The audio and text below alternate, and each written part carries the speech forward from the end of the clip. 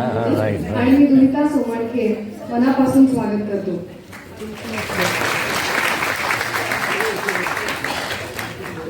कार्यक्रमाची सुरुवात करत असतानाच आपला आम्ही उद्योगीचा एक स्नेही सुरू आहे. स्वयंपाकचे नवीन कार्य तर नवीन दादाची एक फार सुंदर गोष्ट आहे. त्या गोष्टीनेच या संपूर्ण कार्यक्रमाची सुरुवात करायची वाटते.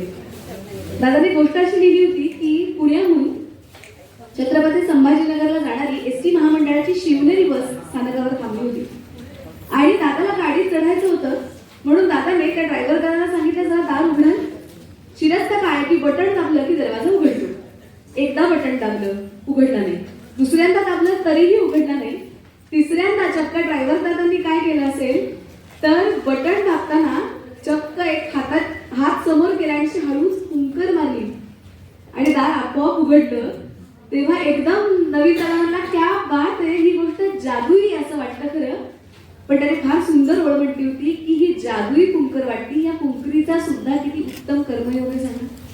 तुमच्या प्रत्येकाचा उद्योग कदाचित दिसताना एकसारखा दिसेल, पण अशा एका जादुई फुंकरीने तुम्ही तो वैशिष्ट्यपूर्ण करू शकता.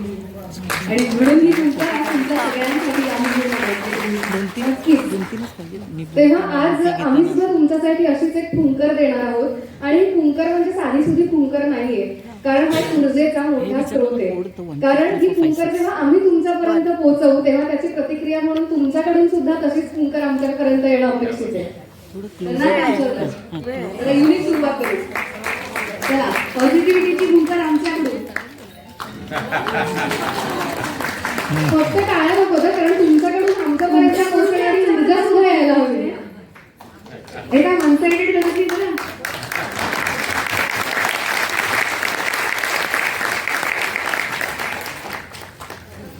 चला, मस्त. तर या सकारात्मकतेची सुरुवात झालीच आहे, पण ही सकारात्मकता नुसती फुंकरीपुरती मर्यादित न राहता हा वारा श्वास व्हावा ही सगळ्यात महत्वाची जाणीव असते. कारण तो चिरंजीव राहतो. तो राहण्यासाठीच ही प्रार्थना सगळ्यांच्या वतीनं आपण बाप्पाच्या चरणी करणार आहोत. आणि देवाकडे काय मागावं तर एवढंच आपण मागू की आमच्या मागण्याची याचना करू नकोस, तर अर्चना कर, म्हणजे त्याची पूजा होईल. अशी तुमच्या उद्योगाची पूजा मानली जाऊ अशी प्रार्थना घेऊन आपल्यासाठी मानसी येते. तिचा थोडक्यात परिचय दुनिता सांगू. मानसी केळकर तांबे, सुप्रसिद्ध गायिका उत्तरा केळकर यांच्या त्या कन्या आहेत. अशोक पत्कींकडून सुद्धा त्यांना गाण्यासाठीचं संगीताचं मार्गदर्शन प्राप्त झालेलं आहे. तसंच स्वर मानसी त्यांची संस्था आहे आणि या संस्थेतर्फे अनेक विद्यार्थी सुद्धा त्या घडवत असतात. मी त्यांना विनंती करते उपस्थित सर्व मान्यवरांचं आणि आपल्या सगळ्या उद्योगिनींचं त्यांच्या सुरांनी स्वागत करावं.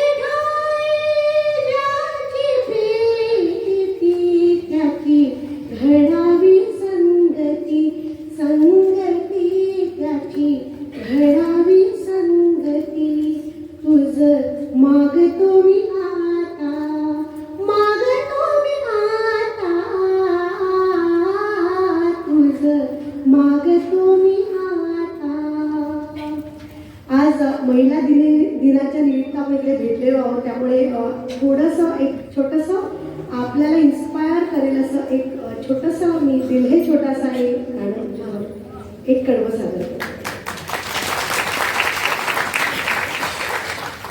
दिल हे छोटासा छोटी सी आशा मस्ती भरने की भोली सी आशा, चांद तारों को छूने की आशा, आसमानों में उड़ने की आशा, दिल है छोटा सा, छोटी सी आशा, मस्ती भरे मन की भोली सी आशा, महक जाऊं मैं आज तो ऐसे फूल बगिया में महके हैं जैसे बादलों की मैं ओढ़ूं चुनरिया, झूम जाऊं मैं बन के बावरिया, अपनी चोटी में बांध लूं दुनिया, दिल है छोटा सा, छोटी सी आशा, मस्ती भरी मन की भोली सी आशा। धन्यवाद।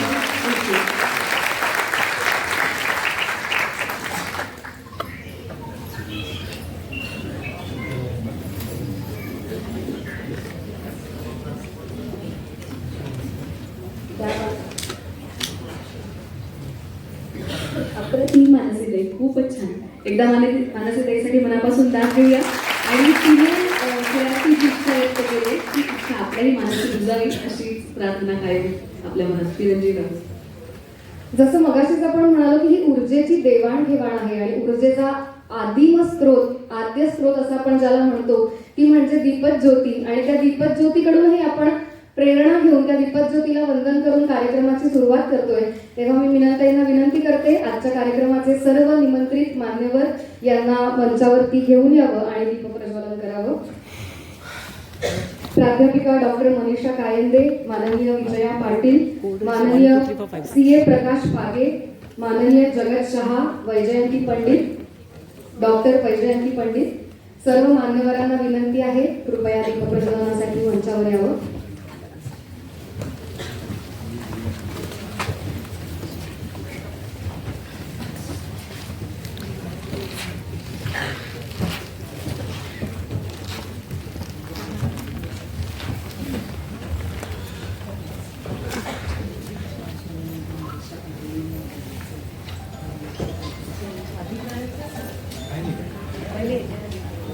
श्याम मडियार यांना विनंती आहे कृपया मंचावर यावं.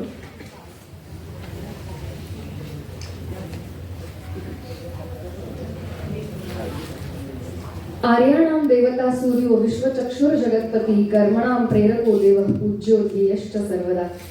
आर्यांची देवता, संपूर्ण विश्वाचा जो चक्षु आहे, जो द्रष्टा आहे, जगाचा पालन करता असा सूर्य, आणि या सूर्याचंच प्रतीक म्हणजे ही दीपक ज्योती आहे. की पुन्हा आपण सगळ्यांना अशी अखंड ऊर्जा देत आहोत अशी प्रार्थना करूया.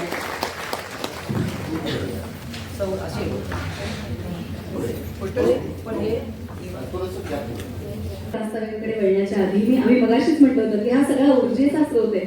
आणि म्हणूनच पाहिलेला एक छोटा लघु चित्रपट म्हणतो ज्याला आपण, त्यातली गोष्ट आठवते की होतं असं की एक मुलगा धावत धावत घरी येतो, भराभरा कपाट उघडतो, बंद करतो, ड्रॉवर उघडतो, बंद करतो, सगळं घर ढुंडाळतो, पण काही केल्या त्याला जी पाहिजे असते ती गोष्ट मिळत नाही.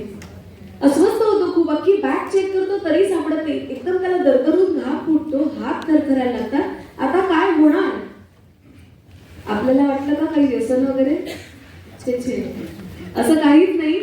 एकदम लक्षात येतं की एक कप्पा उलगडायचा राहिलाय, कारण तो जर उलगडला नाही तर त्याचं काम थांबेल आणि सगळं ठप्प होईल. कप्पा उघडतो आणि त्याच्या चेहऱ्यावर एकदम हसू फुलतं, कारण त्या कप्प्यात मोबाईलचा चार्जर असतो. एक सांगू का, मुळात कितीही मोबाईल हवा असं वाटला तरी जोपर्यंत ऊर्जेचा स्रोत त्याला मिळत नाही तोपर्यंत त्याची चलती नाही बरं. त्यामुळे एका चार्जरने 100 फोन चार्ज होतात. तशीच मीनाताई नावाच्या एका चार्जरने सुद्धा अनेक उद्योगिनी चार्ज होत असतात. खरं कसं आहे, एकच चार्जर असतो जो अनेक डिव्हाइसेस चार्ज करत असतो. पण कशी गंमत आहे ना, योग्य चार्जर योग्य डिव्हाइसला लागला तरच ती ऊर्जा प्रेरित होत असते, ती संप्रेरित होत असते. चुकीचा चार्जर चुकीच्या डिव्हाइसला लागून चालत नाही. आपण मोबाईलचा चार्जर लॅपटॉपला कधीही लावत नाही. आणि म्हणूनच कुठल्या उद्योगिनीला काय प्रकारची ऊर्जा आणि काय प्रकारची प्रेरणा द्यायची आहे हे ज्यांना नेमकं माहिती आहे अशा आपल्या मिनलताई त्यांच्या कार्यकर्तृत्वातनं आणि त्यांच्या संवादातून सुद्धा ज्या कायमच आपल्या सगळ्यांना चार्जअप करत असतात आणि तसंच पुन्हा एकदा आम्हा सगळ्यांना चार्जअप करण्यासाठी या कार्यक्रमाचं प्रास्ताविक करण्यासाठी मी मिनलताईंना मंचावरती येण्याची विनंती करते.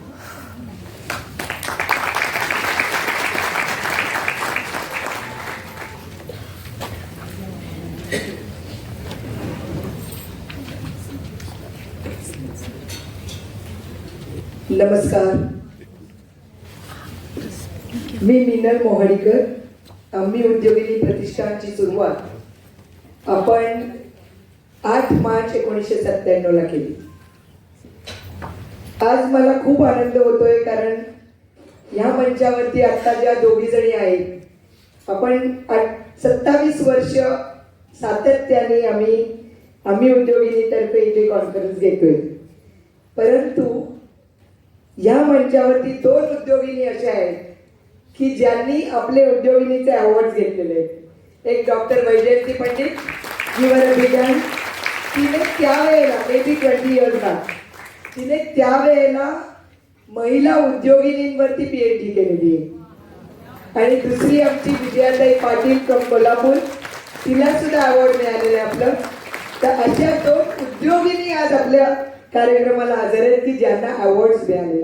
मला वाटतं पुढच्या वर्षी तुमच्याचपैकी कोणीतरी इकडे असेल ज्यांना अवॉर्ड्स मिळालेत त्या.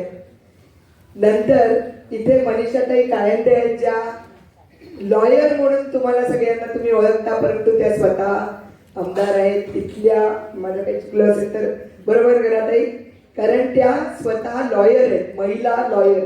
अशा दृष्टीने मी एक ओळख करून देते. दुसरे आपले आहेत पागे साहेब जे आम्हाला फायनान्सशी रिलेटेड नेहमीच मदत करत असतात उद्योगिनींना. आणि आमचे जगतबाई शहा खास अहमदाबादहून आले जे ऑनलाईन एक्सपोर्टशी रिलेटेड आमच्या महिला उद्योगिनींना सातत्याने, त्यांची एक खासियत आहे, 16 तास ते 4 दिवसामध्ये आमच्या उद्योगिनींना शिकवतात म्हणजे ऑनलाईन शिकवतात. आणि नुसतं शिकवत नाहीत तर ते रिझल्ट ओरिएंटेड आहे. त्यामुळे जगतबाई हे आमच्या आपल्या परिवारातलेच आहेत असं म्हटलं तर होणार नाही. दुसरी आमच्या 2 ज्या दिसत आहेत त्या एक शैलाताई गोखले ज्या आम्ही उद्योगिनीचा पूर्ण भाग, कारण संपूर्ण संपादन हे शैलाताईंचं असतं. आणि आपण हे जे 27-28 वर्षापूर्वी 8 मार्चला सुरू केलं तेव्हा आमच्या पुष्पाताई त्रिलोकेकर होत्या आणि त्यानंतर शैलाताईंनी तो पूर्णपणे भार घेतलेला आहे. त्यामुळे शैलाताई आमच्या संपादिका आहेत आणि त्यांच्यामुळे इतकी वर्ष आम्ही उद्योगिनी चालत आहे. आणि दुसरी आमची सायली रमदेवी, ही लेखिका पण आहे पण ती one of the trustees of आम्ही उद्योगिनी. आणि तुम्ही सगळ्या, कारण we are the only organisers. Actually 28 वर्षापूर्वी सुरुवात दादरपासूनच केली, परंतु याच किंग जॉर्ज हायस्कूलमध्ये, कारण शेवटी मी या शाळेची, त्यामुळे याच ठिकाणी सुरुवात केली. आणि त्यावेळेला वेगळ्या तऱ्हेने खालती हॉल होता, या हॉलमध्ये नव्हतो, नवीन होतो, आम्हाला पण अनुभव नव्हता. अशा वेळेला सुरुवात झाली पहिल्यांदा फक्त आम्ही उद्योगिनीच्या अंकापासून. ते त्रैमासिक आम्ही देतोय आणि दरवर्षी त्रैमासिक काढतो सातत्याने. परंतु याच्यामध्ये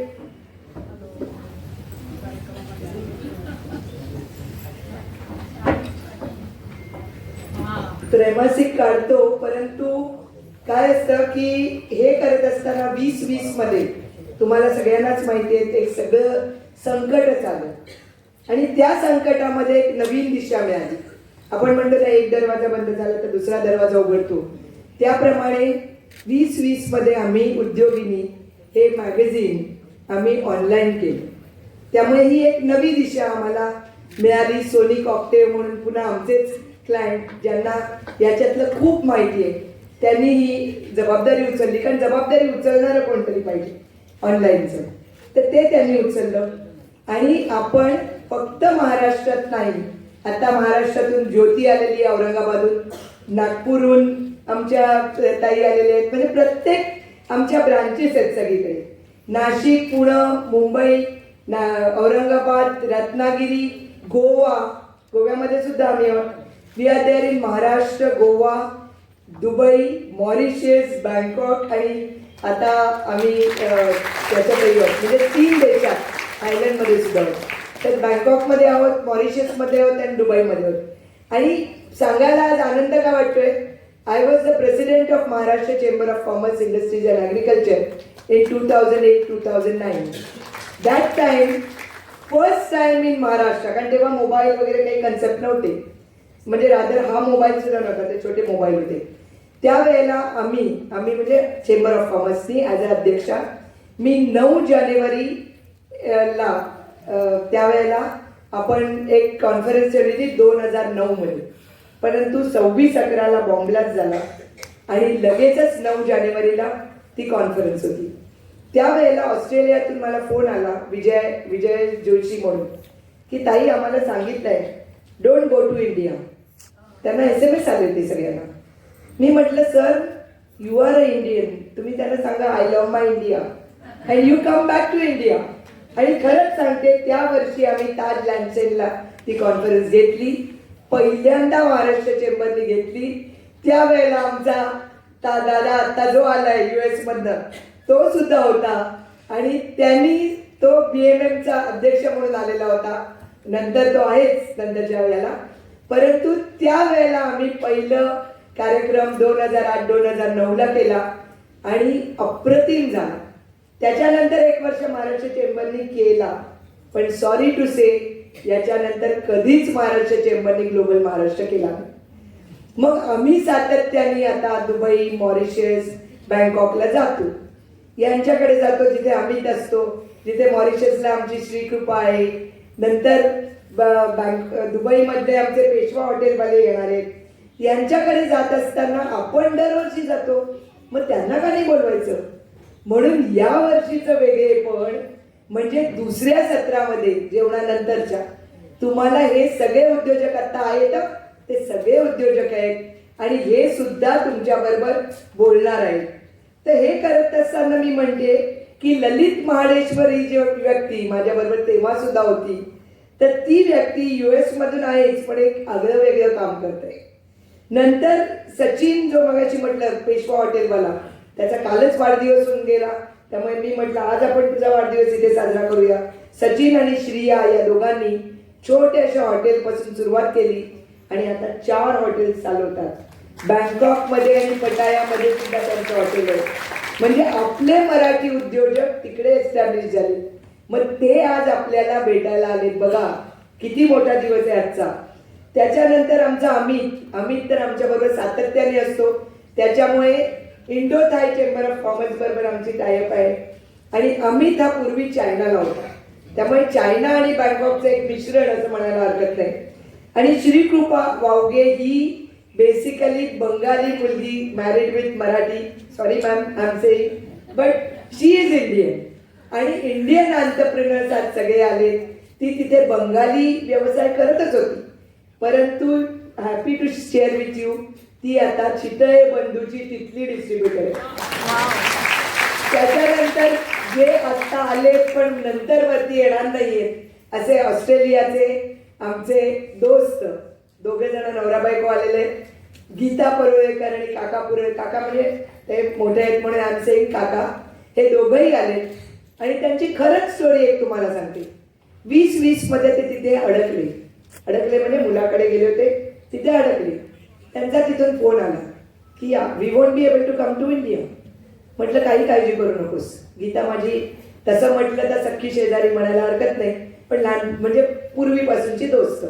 तिच्या मुलाला विचारलं, कारण प्रत्येक देशाचे नियम वेगळे असतात. तिला विचारलं की मुलाला विचारलं मकरंद चालेल ना. आणि अशा वेळेला मकरंद म्हणायला हरकत नाही. इथे पुन्हा चितळ्यांशीच संपर्क साधला इंद्रनीलशी, आणि परवा इंद्रनीलशी पण बोलले. अशी अडकलेल्या माणसाने सुरू केलेले उद्योजकता ॲट द एज ऑफ 60-67 म्हणजे मोठी वयाच्या मोठेपणी. तसं इथे जोशी म्हणून एक दाम्पत्य आलेलं आहे, ते US मधनं आले, ते तिथे उद्योग करतात वयाच्या मोठ्यापणी. म्हणजे मला म्हणायचंय उद्योगाला वयाची अट नसते, फक्त तुम्हाला तुमची इच्छा पाहिजे. मी तर म्हणते ताट वाढलाय, हात तुमचेच लागणार आहे. आम्ही रस्ता दाखवतोय, पण चालायला तुम्हालाच लागणार आहे. आणि हे करत असताना मी म्हणेन की या सोहळ्याला जसं तुम्ही आतुरतेने आपण सगळेजण वाट बघत असतो आणि आजचा संपूर्ण दिवस हा उद्योगिनींच्या जीवनात अगदी एक ऊर्जा निर्माण करतो. आणि आता इथे एक आपलीच उद्योगिनी आली कल्याण, खरंच ती आजारी आहे, पण ती काय म्हणाली माहिती, इथे आल्यावर माझ्यात एक वेगळी शक्ती आहे.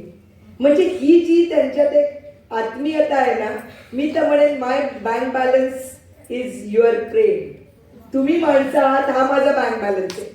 आणि त्यामुळे तुम्ही इथे आहात आणि न चुकता जसं पंढरीची वारी आपण करतो तशा आमच्या उद्योगिनी वेगवेगळ्या ठिकाणून, नागपूरहून आलेत, औरंगाबादहून आलेत, नाशिकहून आलेत, पुण्याहून आलेत, या सगळ्या जणी, मुंबईत ते तर आहेतच, पण यावर्षी पुन्हा मॉरिशस, बँकॉक, दुबईहून सुद्धा लोक येत आहेत, US पण येत आहेत. अशी उद्योजक आज इथे जमलेले आहेत. त्यामुळे मला म्हणायचं हे आमचं एक कुटुंब आहे. कारण हे सगळं करताना we are the only organisers. 28 वर्ष विनामूल्य काम करतो. विनामूल्य काम कसं करता तुम्ही म्हणाल? आम्हाला फक्त जागा लागते विजयाताई, आणि प्रत्येक कॉलेजेस, शाळा आम्हाला जागा देतो. कारण we are doing a good job for the young generation. त्यामुळे आम्हाला जागा मिळते, जागेबद्दल नाही, पण सगळी नाटकं करता येतात, पैशाची नाटकं नाही करता येत. अशा वेळेला हे पाठीमागे जे बघतायत, सरोज स्वीटची आमची मनीषा आलेली आहे, बजाज इलेक्ट्रिकल्सचे आलेले आहेत, नंतर आमचे सारस्वत बँक तर आमच्या बरोबर अगदी दरवर्षी न चुकता असते. आणि हे करत असताना IRBचे जे त्यांच्या सिनियर ज्या मावशी आहेत त्या संध्याकाळी असतील, कारण त्यांनी ॲट द एज ऑफ 70 त्यांनी आकाश पेलताना म्हणून एक सिरियल सुरू केली TV वर, आणि तिथे पुन्हा महिला उद्योगिनींना ते फोकस करतात. अशा तऱ्हेने IRB पण आमच्या बरोबर असतं, सारस्वत बँक असतं, सरोज स्वीट्स आहे, बजाज आहे, आणि त्याच्याबरोबर एक कोणतरी राहिलंय, sorry, RCF is again with us. असे वेगवेगळी लोक आम्हाला खरंच सांगते मदतीचा हात देतात, आणि त्या मदतीच्या हातामुळेच आम्ही हे करू शकतो, नाहीतर नाही करू शकणार. पण तुमचं प्रेम आमच्या बरोबर जे आहे ना ते महत्वाचं. आणि म्हणून मी म्हणेन वार्षिक परिषद म्हणजेच एक एकत्र कुटुंबाचे सुंदर संमेलन, एक संमेलन आहे. हा सगळा दिमागदार सोहळा करताना सगळ्या उद्योगिनींसाठी तो अधिकाधिक माहितीपूर्ण ठरेल. याच्यासाठी दुसरं जे सेशन आहे ते गव्हर्नमेंट स्कीम्सवरचं आहे. याच्यामध्ये अगदी आगळं वेगळं नाविन्यपूर्ण तुम्हाला कळणार आहे, तर त्याला पण हे करा. त्यांना विकासाच्या वेगवेगळ्या दिशा कशा प्राप्त होतील आणि उद्योग क्षेत्रातील बदलांचे वारे त्यांच्यापर्यंत आम्ही पोहोचवतो, हे महत्वाचे आहे. आणि म्हणूनच 27 वर्षापूर्वी आम्ही हे सुरुवात केली, ते बीज आता भक्कम दिमागदार वृक्षात त्याचं रूपांतर झालंय. पक्षाने आपल्या पिलांना आकाशात जेव्हा आपण म्हणतो की उडून जातो, तेव्हा आपणच म्हणजे तो पक्षीच त्याला शिकवतो कसं उडायचं. आता आमच्या मानसीने म्हटलंच की छोटीशी आशा, म्हणजे आमच्या महिला उद्योगिनींची एक छोटीशी आशा असते, ती मोठी होती. आणि अशा महिला उद्योगिनी आमच्या बरोबर आउट ऑफ इंडिया जेव्हा येतात विजयाताई, तेव्हा त्यांना तिथे बिझनेस मिळतो. They are getting the partner outside India. अशा वेळेला त्यांचा एक वेगळा आत्मविश्वास निर्माण होतो. आणि त्यामुळे हे मी म्हणेन अक्षरशः इतक्या विविध क्षेत्रात आपल्या उद्योगिनी आता सफल होत आहेत, आणि त्या स्वतः आता पुढील पिढ्यांना मार्गदर्शन करणार आहे. आज असे विविध प्रकारचे मार्गदर्शन तुम्हाला लाभणार आहे. आणि त्यामुळेच मी अधिक बोलत नाही, प्रत्येक सेशन हे महत्वाचं आहे, लक्षात ठेवा. तुम्ही सुद्धा इथे सगळ्या आलात, तुमचं सुद्धा योगदान फार महत्वाचं आहे, कारण तुम्ही नसतात तर कार्यक्रमच झाला नसता. आणि त्यामुळे तुम्ही आलात त्याबद्दल धन्यवाद. आता आपण पुढच्या कार्यक्रमाकडे वळूया. असंच प्रेम आमच्यावरती कायम ठेवा. आणि शेवटी हे आपलं एकत्र कुटुंब आहे. एकत्र कुटुंबाला एकत्र ठेवण्याची शक्ती फक्त महिलांच्यात असते. आणि त्यामुळे महिला दिन हा मला वेगळा वाटतो, कारण शेवटी आपण संघटितून काम केलं तरच आपण पुढे जाऊ शकतो असं मला वाटतं. आणि म्हणूनच आपण एकत्रितपणे काम करूया, संघटितपणे काम करूया. आणि मला कोणीही रात्री 10 ते 12, आज नाही उद्यापासून 10 ते 12 I am always on phone. रात्री मात्र कधीही तुम्ही कुठलेही प्रश्न विचारू शकता. काही लोक अगदी नवीन आहेत, त्यांना सुद्धा मार्गदर्शन नक्कीच लाभेल. पण तुम्ही आलात याबद्दल धन्यवाद. आणि आमची अनघा अप्रतिम बोलते, तुम्ही अनघाचा ऐकताच आहे, यामुळे खूप खूप धन्यवाद. जय हिंद, जय महाराष्ट्र. खूप खूप धन्यवाद. खूप धन्यवाद विनंती. फोन रात्री चार्ज होतो ना, बरोबर होतो, म्हणून मग 10 ते 12 तुम्हाला फोन करायला सांगितलं. हरकत नाही. पण ताई म्हणाले ही वारी आहे. मिलिंदाची कविता आहे, आमचा मित्र मिलिंद जोशी कवी मित्र, तो असं म्हणतो की माणसामध्ये माणसाला विठ्ठलाचा भास होतो, माणसामध्ये माणसाला विठ्ठलाचा भास होतो, नेत्रच होती चंद्रभागा आणि वारी सुटत जाते. मला असं वाटतं की उद्योगिनीमध्ये अशी अनेक माणसं तुम्हाला भेटतात की जी तुमची उद्योग वारी सफल करणार आहेत. त्या पेशंटाने ताईने आणखी एक उल्लेख केला की म्हणजे ताट वाटलेलं आहे, तुम्ही जेव्हा रस्ता आहे चाला, पण मुळात काय खायचं आणि कुठे नेमक्या कर्माने बरोबर तो हात तिथपर्यंत पोहोचला पाहिजे किंवा कोणत्या मार्गाने पायांनी चाललं पाहिजे हे सांगायला योग्य मार्गदर्शक लागतो. अशाच आपल्या पुढच्या वक्त्या. पण त्याच्या आधी आपण सगळ्यांचे सत्कार करणार आहोत, ते करून मग त्यांच्याविषयीची गोष्ट सांगतो. नक्कीच. मिनलताई कायमच त्यांच्या संवादातून, त्यांच्या भाषणांमधून आपल्या सगळ्या उद्योगिनींचं कौतुक करतच असतात आणि कायम तिथे उपस्थित असलेल्या मंचावरती असलेल्या प्रत्येक निमंत्रित मान्यवराचं स्वागत करताना सुद्धा या उद्योगिनींनी घडवलेले जे काही त्यांचे प्रोडक्ट्स आहेत त्याच प्रोडक्ट्सनी या सगळ्या मान्यवरांचं स्वागत केलं जातं. तेव्हा सगळ्यात आधी मी मिनलताईंना विनंती करते, प्राध्यापिका डॉक्टर मनीषा कायंदे यांचं त्यांनी भेटवस्तू देऊन स्वागत करावं.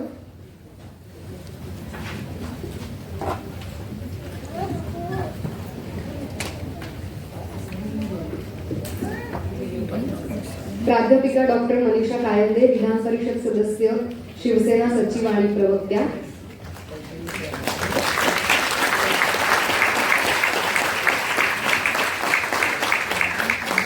शैलाताई गोखले यांना विनंती आहे, माननीय विजया पाटील यांचा त्यांनी सन्मान करावा.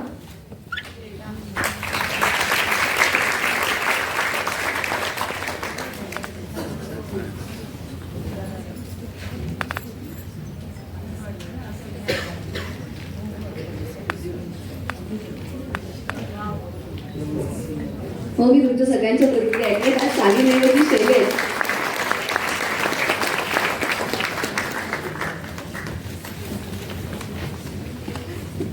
मी माधुरी चिपळूणकर यांना विनंती करते, आर्थिक सल्लागार CA प्रकाश पागे यांचा त्यांनी सन्मान करावा.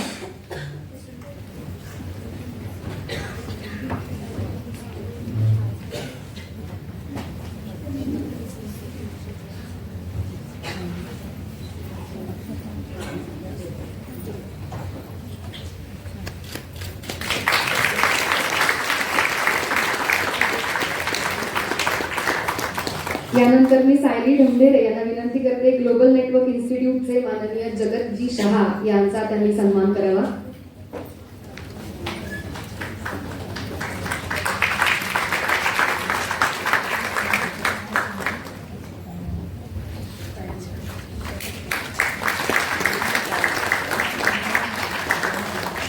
डॉक्टर वैजयंती पंडित यांचा सन्मान करण्याची विनंती मी सायली ढमढेरे यांना करते.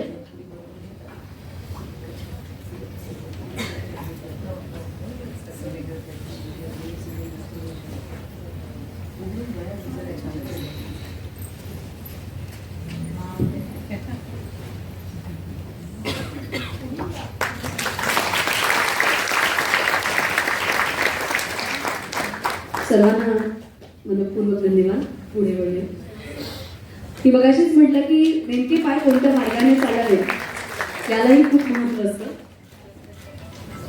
खरं तर झालं असं की एका गुरुवर्यांनी त्यांच्या गुरुकुलातली एक आपण काय म्हणू बॅच जी साधारण ते गुरुकुल सोडून पुढे आता जाणार आहे, तर ती मार्गस्थ व्हायच्या आधी नेमका संस्कार मनात रुजला पाहिजे म्हणून एक छोटीशी स्पर्धा त्यांच्या ध्येय ठरवलं आणि त्यांना एक ध्येय आखून दिलं. सगळी मुलं भराभरा पळायला लागली, पण त्या सगळ्या वाटेत एक मोठी गुहा होती, ती पूर्ण अंधारी गुहा होती. पाऊल टाकल्यावर लक्षात येत होतं की प्रचंड खडे टोचतायत. काही मुलांनी तर तिथूनच माघार घेतली, काही त्याच खड्यांना तुडवत पुढे गेले, काहींनी ते खडे बाजूला सारले आणि काहींनी टोचणारे खडे खिशात टाकले आणि पुढे आले. गुरुवर यांनी आल्यावर विचारलं का रे सगळ्यांना वेगवेगळा वेळ लागला. ही सगळी गोष्ट मुलांनी सांगितली.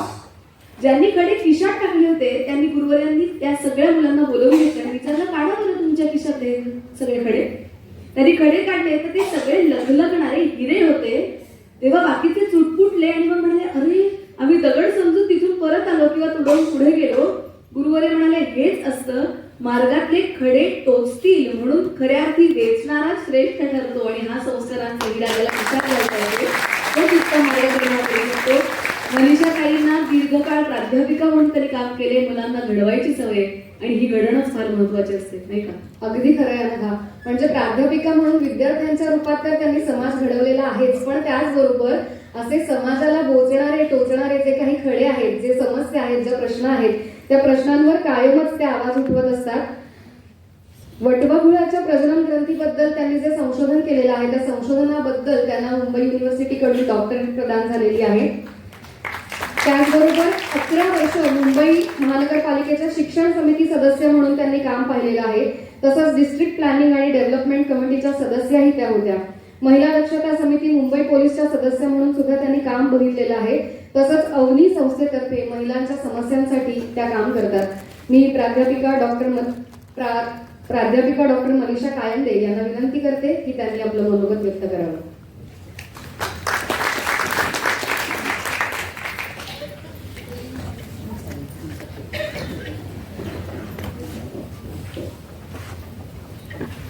सर्वांना नमस्कार. आम्ही उद्योगिनी आयोजित राज्यव्यापी उद्योजक महिला परिषद वर्ष 27 या ठिकाणी येताना मला मनापासून आनंद होतो आणि सुरुवातीलाच एक वाक्य मी म्हणेन, मिनल मोहाडीकर ये नाम ही काफी है. उद्योगिका आणि महिला म्हटलं की एकच नाव अनेक वर्ष सातत्याने सर्वांच्या डोळ्यासमोर आहे, त्या म्हणजे मिनलताई. जवळजवळ माझा देखील त्यांचा अनेक वर्ष परिचय आहे. महर्षी दयानंद महाविद्यालयात जेव्हा मी शिकवत असत तेव्हा आम्ही विद्यार्थ्यांसाठी उद्योजकांचे धडे किंवा त्यांना कसं त्यांनी आंत्रप्रनर व्हावं यासाठी अनेकदा त्या आल्या. तिथूनच आमची दोस्ती झाली थोडीफार आणि सतत संपर्कात असायचो. आणि त्या म्हणजे उद्योग शिकवतात आणि उद्योगी पण आहे. तर कायमच असं त्यांचं चलबिचल आणि पॅशन, कारण एकच काम इतकी वर्ष करणं आणि एका अर्थाने म्हणता येईल की निस्वार्थी, कारण सगळ्याच गोष्टीतून काहीतरी अर्थार्जन होत असतं असं नाही. अनेक वेळा आपण लोकांना प्रेरणा बनतो, लोकांसाठी रोल मॉडेल बनतो आणि एक पॅशन घेऊन इतकी वर्ष दुसरं कुठलीच गोष्ट करायची नाही, एकच गोष्ट जेव्हा पछाडल्यासारखा माणूस करतो त्यातूनच हे सगळं घडत असतं. मिनलताई, तुम्ही एक रोल मॉडेल आहात, एक इन्स्पिरेशन आहात या सर्वांसाठी. पंढरीला लोक जात असतात. मगाशी ज्या निवेदिका होत्या त्यांनी अत्यंत उपयुक्त असा आणि ऍप्ट असा शब्द वापरला की उद्योग वारी आहे. आणि या वारीला तुम्ही आलेला आहात, निमंत्रण असेल किंवा नसेल, परंतु या वारीमध्ये आपण यावं हे तुमच्यापैकी अनेकींना वाटत असेल, वाटत होतं, म्हणून तुम्ही येथे आलात. आणि केवळ मुंबई महाराष्ट्रातून आणि देशातून नाही तर विदेशातून देखील तुम्ही आलात, हे जास्ती महत्वाचं आहे. ज्या 3 देशांचा उल्लेख केला तिथपर्यंत तुमचा प्रचार प्रसार आहे, त्याच्याही पलीकडे आहे. मला माहिती आहे की तुम्ही अन्य देशांमध्ये तुमचा खूप काम आहे, नाव आहे. आणि त्याचबरोबर या मंचावर उपस्थित माननीय विजय पाटीलजी, माननीय प्रकाश पागेजी, जगत शहाजी, वैजयंती पंडित, शैलाताई गोखले, सायली ढमडेरे आणि अनेक इतर सगळ्या माझ्या समोर असलेल्या उद्योजिका. आणि मला खास इकडे येऊन आनंद झाला, तो माझा भाऊ इकडे आहे निलेश दीक्षित. जरा निलेश आणि त्याची सुविद्य पत्नी ती देखील उद्योजिका झालेली आहे आणि वर्ष 1.5 वर्षातच तुम्ही खूप मोठी झेप, म्हणजे मी मुद्दाम यांचा का उल्लेख करते की तिने एका वर्षात बरीच काही मजल मारली आहे आणि ती कधी उद्योजिका झाली ते मला कळलंच नाही. म्हणजे हा उद्योजक आहे ते मला माहिती आहे निलेश, आणि त्याचा उद्योग खूप मोठा आहे बरं का. म्हणजे गव्हर्नमेंट आणि मेट्रोला लागणारे जे विविध मोठी मशीन्स असतात, जी मशिनरी आहे, त्याचं नाव इकॉनॉमिक टाइम्समध्ये पण त्याचा उल्लेख झालेला आहे. आणि त्यामुळे खास करून ज्याला मी अगदी लहानपणापासून पाहिलं, कुठेही IIT वगैरे सारखं मोठा ब्रँड नाही, परंतु त्यांनी त्याचं नाव इंजिनिअरिंग करून हे सगळं त्यांनी केलं. त्याच्यामुळे खरोखरच खूप फर्स्ट जनरेशनचं आहे. त्यामुळे इथे येताना खूप आनंद झाला. कालच इकडे एका कार्यक्रम झाला, म्हणजे जे संस्था चालक आहेत शाळांचे, त्यांचा कार्यक्रम होता आणि आज उद्योजकांचा. काल मला कोणीतरी विचारलं तुमची शाळा आहे का, मी म्हटलं नाही, हीच माझी शाळा आहे म्हटलं, आणि मीच शाळा घेत असते सगळ्यांची. आज मला इथे येताना वाटलं माझा तर कुठलाच उद्योग नाही आहे, मी काही मॅन्युफॅक्चर करत नाही, मी काही तयार करत नाही, परंतु विद्यार्थी मात्र घडवले. आणि जे आजपर्यंत माझ्या संपर्कात आहे, म्हणजे माझी जी पहिली विद्यार्थिनी आहे 1987 पासून मी शिकवते आहे, म्हणजे अगदी वयाच्या 21व्या वर्षीच मी टीचर झाले, प्रोफेसर नंतर ते एक पदवी असते पुढची.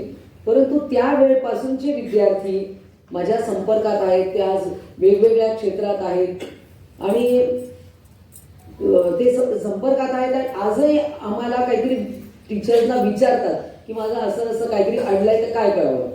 म्हणजे मला वाटतं हे एक प्रेम असतं जे आपल्याला जीवनात अनेक लोकांकडून मिळतं. त्यामुळे मी म्हटलं की उद्योजिका नसली, पण मला खूप असं वाटायचं, पूर्वी पण वाटायचं, पण म्हटलं एवढ्या सगळ्या याच्यात उद्योग करायचा कधी. म्हणजे 7-8 तास शिकवण्यात जातात, त्याचं अध्ययन, त्याच्यानंतर राजकारण हाच एक मोठा उद्योग आहे. मग या सगळ्यातनं अजून काय करायला काही वेळच उरत नाही. परंतु ठीक आहे, आमच्या कुटुंबातलं कोणतरी काहीतरी करतंय त्याच्यातच मला समाधान आहे. आणि त्यामुळे इथे तुमच्या सगळ्यांची अगदी सकाळी उठूनच खूप ऊर्जा मिळाली. ज्या निवेदिका होत्या, मला खास त्यांचं कौतुक करावं असेल, त्यांचं नाव मला माहिती नाही आहे, अनघा. म्हणजे आपल्याला असं वाटतं, म्हणजे आपण जेव्हा बोलतो की ऑडियन्सकडे आपण पाहत असतो, ऑडियन्सचा रिस्पॉन्स आपण पाहतो, पण तिला एक दैवी शक्ती आहे की व्हिज्युअली न पाहता ती मनाने तुम्हाला पाहते, आणि एक खूप मोठी गोष्ट आहे. आणि ही दिव्य शक्ती तिला प्राप्त आहे, ते मी बघूनच अवाक झाले. म्हणजे आपल्याला वाटतं की बोलताना आपण आय कनेक्ट करावं, पण तो नाही आहे, पण मनाचं कनेक्शन त्याही पलीकडे आहे. त्याचं मला खूप कौतुक वाटलं. तिला खूप खूप मनापासून मी अनघाला शुभेच्छा देते. आणि हा जो उद्योगिनींचा आज इकडे पूर्ण पंढरी आहे, काही स्टॉल्स मी पाहिले, खरोखरच अत्यंत सुंदर अशा वस्तू तयार केलेल्या आहेत. आणि ह्या समोर ज्या आहेत त्यांचा साड्यांचा उद्योग आहे, तर परदेशातल्या महिलांना साड्या नेसवतात, हे त्याच्याहूनही कौतुक आहे. या सगळ्यांतून महिलांचं अर्थार्जन व्हावं, त्यांची स्वतःची ओळख निर्माण व्हावी, आणि कोणी विचारू नये की आई काय करते म्हणून, तर आई बरेच काही उद्योग करते, हे तुम्ही सगळ्यांनी दाखवून दिलेलं आहे. खास करून एक गोष्टीचा उल्लेख करावा असं वाटेल की ज्या माननीय एकनाथजी शिंदे यांच्यासोबत मी काम करते, महाराष्ट्राचे उपमुख्यमंत्री आणि शिवसेनेचे मुख्य नेते, ते मुख्यमंत्री असताना लाडकी बहीण योजना सुरू केली. आणि त्या लाडकी बहीण योजनेला सुरुवात कौतुक झालं, टीका झाली, थांबवण्याचं काम झालं, परंतु तुम्ही लाडक्या बहिणी थांबल्या नाही, तुम्ही तुमच्या उद्योग करतच राहिला. आणि ते केवळ त्याच्यातनं एक गोष्ट असं नाही की 1,500 महिन्याला मिळतात, परंतु त्या 1,500 अनेक महिलांनी उद्योग सुरू केले. आपल्याला माहित असेल, तिचा एका महिलेचा इंटरव्ह्यू झाला की तेव्हा गणपतीचा उत्सव सुरू होता आणि तिने ते घुंगरू, म्हणजे आपण पोटात घालायचे घुंगरू, जे आरती करताना आपण टाळ्या वाजवतो, तर त्याबरोबर ते घुंगरू देखील वाजतात, तो उद्योग तिने सुरू केला आणि 10,000 कमवले पहिल्याच महिन्यात. हे उल्लेखनीय आहे.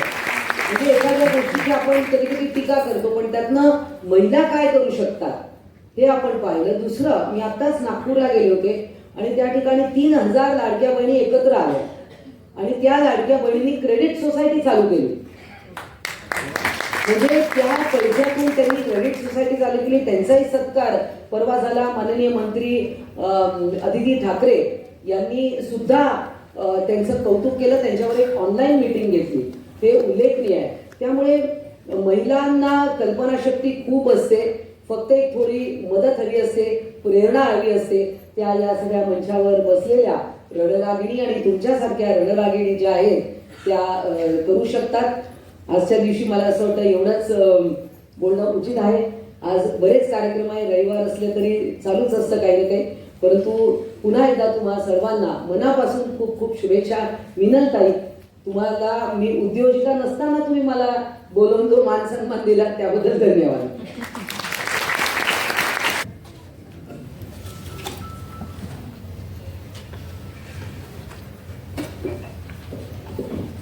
व्यासपीठावर उपस्थित असलेले सर्व मान्यवर, मी आपल्या सर्वांचा वेळ घेत नाही. आदरणीय सर्व मान्यवर, माझी मैत्रीण मिनल आणि आपण सर्व उपस्थित असलेले समोरचे माझे बंधू भगिनी उद्योजक महिला दिसत आहेत. याहीपेक्षा मला आनंद आहे की या हॉलमध्ये जे पुरुष वर्ग आहेत, जे माझे पुरुष सहकारी आहेत, त्यांचं मी मनापासून अभिनंदन करते. मी आणि मिनल आणि दोघींनी साधारणपणे मिनलने मला आठवतं 87 साली वगैरे कामाला सुरुवात केलेली आहे. मी साधारण त्याच 1-2 वर्ष मागे पुढे आम्ही दोघींनी एकत्रच काम करायला सुरुवात केली वेगवेगळ्या क्षेत्रांमध्ये. पण आमच्या दोघींच्या बाबतीत एक खूपच मोठी आणि साम्य असलेली गोष्ट म्हणजे आमच्या दोघींनाही जे सहकारी मिळाले, जोडीदार जे मिळाले, मला आठवत नाही की कधीही आम्हाला त्यांना काहीतरी त्यांच्यासाठी काहीतरी करायला आलं की जेणेकरून ते आम्हाला जाऊ देतील, सोडतील किंवा सहकार्य करतील.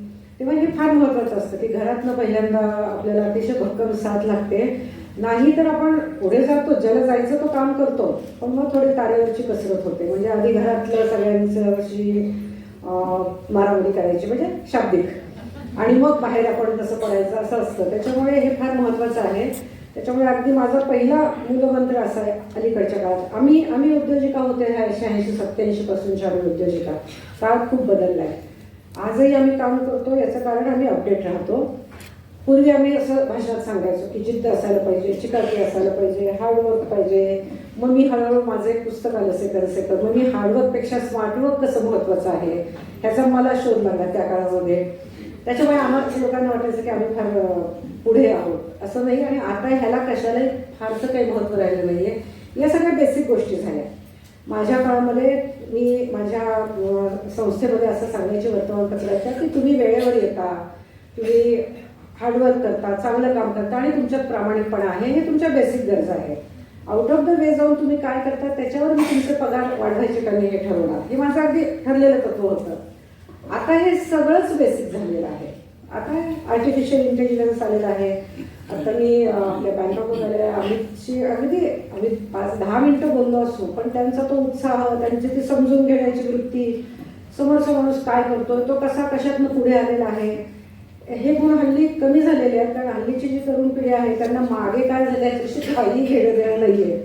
मी माझं आत्ताचं क्षेत्र आणि मला पुढे काय करायचं आहे एवढ्यातच त्यांना रस आहे. आता मी अमेरिकेहून आले, त्यांना विचारलं की तुम्ही कुठून आलाय, कारण माझी मुलगी शिकागोला असते आणि मी 2-3 महिने मी अमेरिकेत असतेच. काही झालं तरी हल्ली म्हणजे आता आम्ही जेव्हा 70ला येऊ पाहतो आहोत, 65 आमची ओळख गेली आहे, तेव्हा आम्ही आता जरा मुलाबाळांना वेळ द्यायचं ठरवलेलं आहे. आयुष्य तर सगळं तसंच गेलं. पण तिथे गेल्यानंतर सुद्धा मला आठवतं की एक 15-20 वर्षापूर्वी जेव्हा मी अमेरिकेत यायची तेव्हा मला, किंवा 35 वर्षापूर्वीपासून आपण बघूया, तेव्हा मला असं वाटायचं किती नशीबवान लोक आहेत, किती सुखी जीवन आहे ह्यांचं, काय गाड्या अमुक तमुक सगळं त्यांना म्हणेल त्या सोयी, आणि परत पैसाही भरपूर, डॉलर्समध्ये पैसे. त्याच्यानंतर मी एक 10-10 वर्षाचा जर मी तुमचा अमेरिकन लोकांचा काळ पाहिला तर एक 10 वर्षापूर्वीपर्यंत मी माझ्या मुलीच्या बाबतीत खूप समाधानी होते की भरपूर पगार मिळवते, पाहिजे ते पहिली टेस्ला गाडी तिच्याकडे, पहिलं अमुक तिच्याकडे, असं सगळं ते मला खूप कौतुक वाटायचं. गेल्या 5 वर्षामध्ये मी त्या सगळ्या तिला आणि तिच्या मैत्रिणींना म्हणते की तुमच्यापेक्षा आम्ही खूप पुढे गेलो. त्या म्हणतात का तुमच्यापेक्षा मोठे आणि चांगले मॉल. तेव्हा आम्हाला ते खूप गंमत वाटायचे ना पूर्वीच्या काळी, ते रात्रीचे 24 तास दुकान चालू, हे मोठेच्या मोठे मॉल आणि पार अगदी पाय तुटेपर्यंत आम्ही फिरायचो.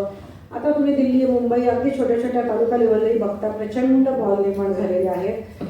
अतिशय उत्तम ब्रँडचे कपडे सगळे मिळतात. आपण पूर्वी तिकडनं आणायचो काही गोष्टी, आता काही आणायची गरजच नाही, तिथेही सगळं भारतीय मिळतंय.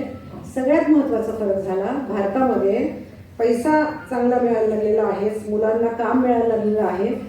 2 स्तर झाले भारतात, एक अतिशय वरचा झालाय, एक मध्यम झालाय आणि खाली, म्हणजे ह्या दोघांची स्तरी. स्तराची थोडीसं वाढतं आहे, म्हणजे हायर मिडल क्लास आणि अतिश्रीमंत यांच्यातली दरी आता वाढायला लागली हे मी मान्य करते. याच्यासाठी आपल्याला काहीतरी सामाजिकदृष्ट्या केलं पाहिजे.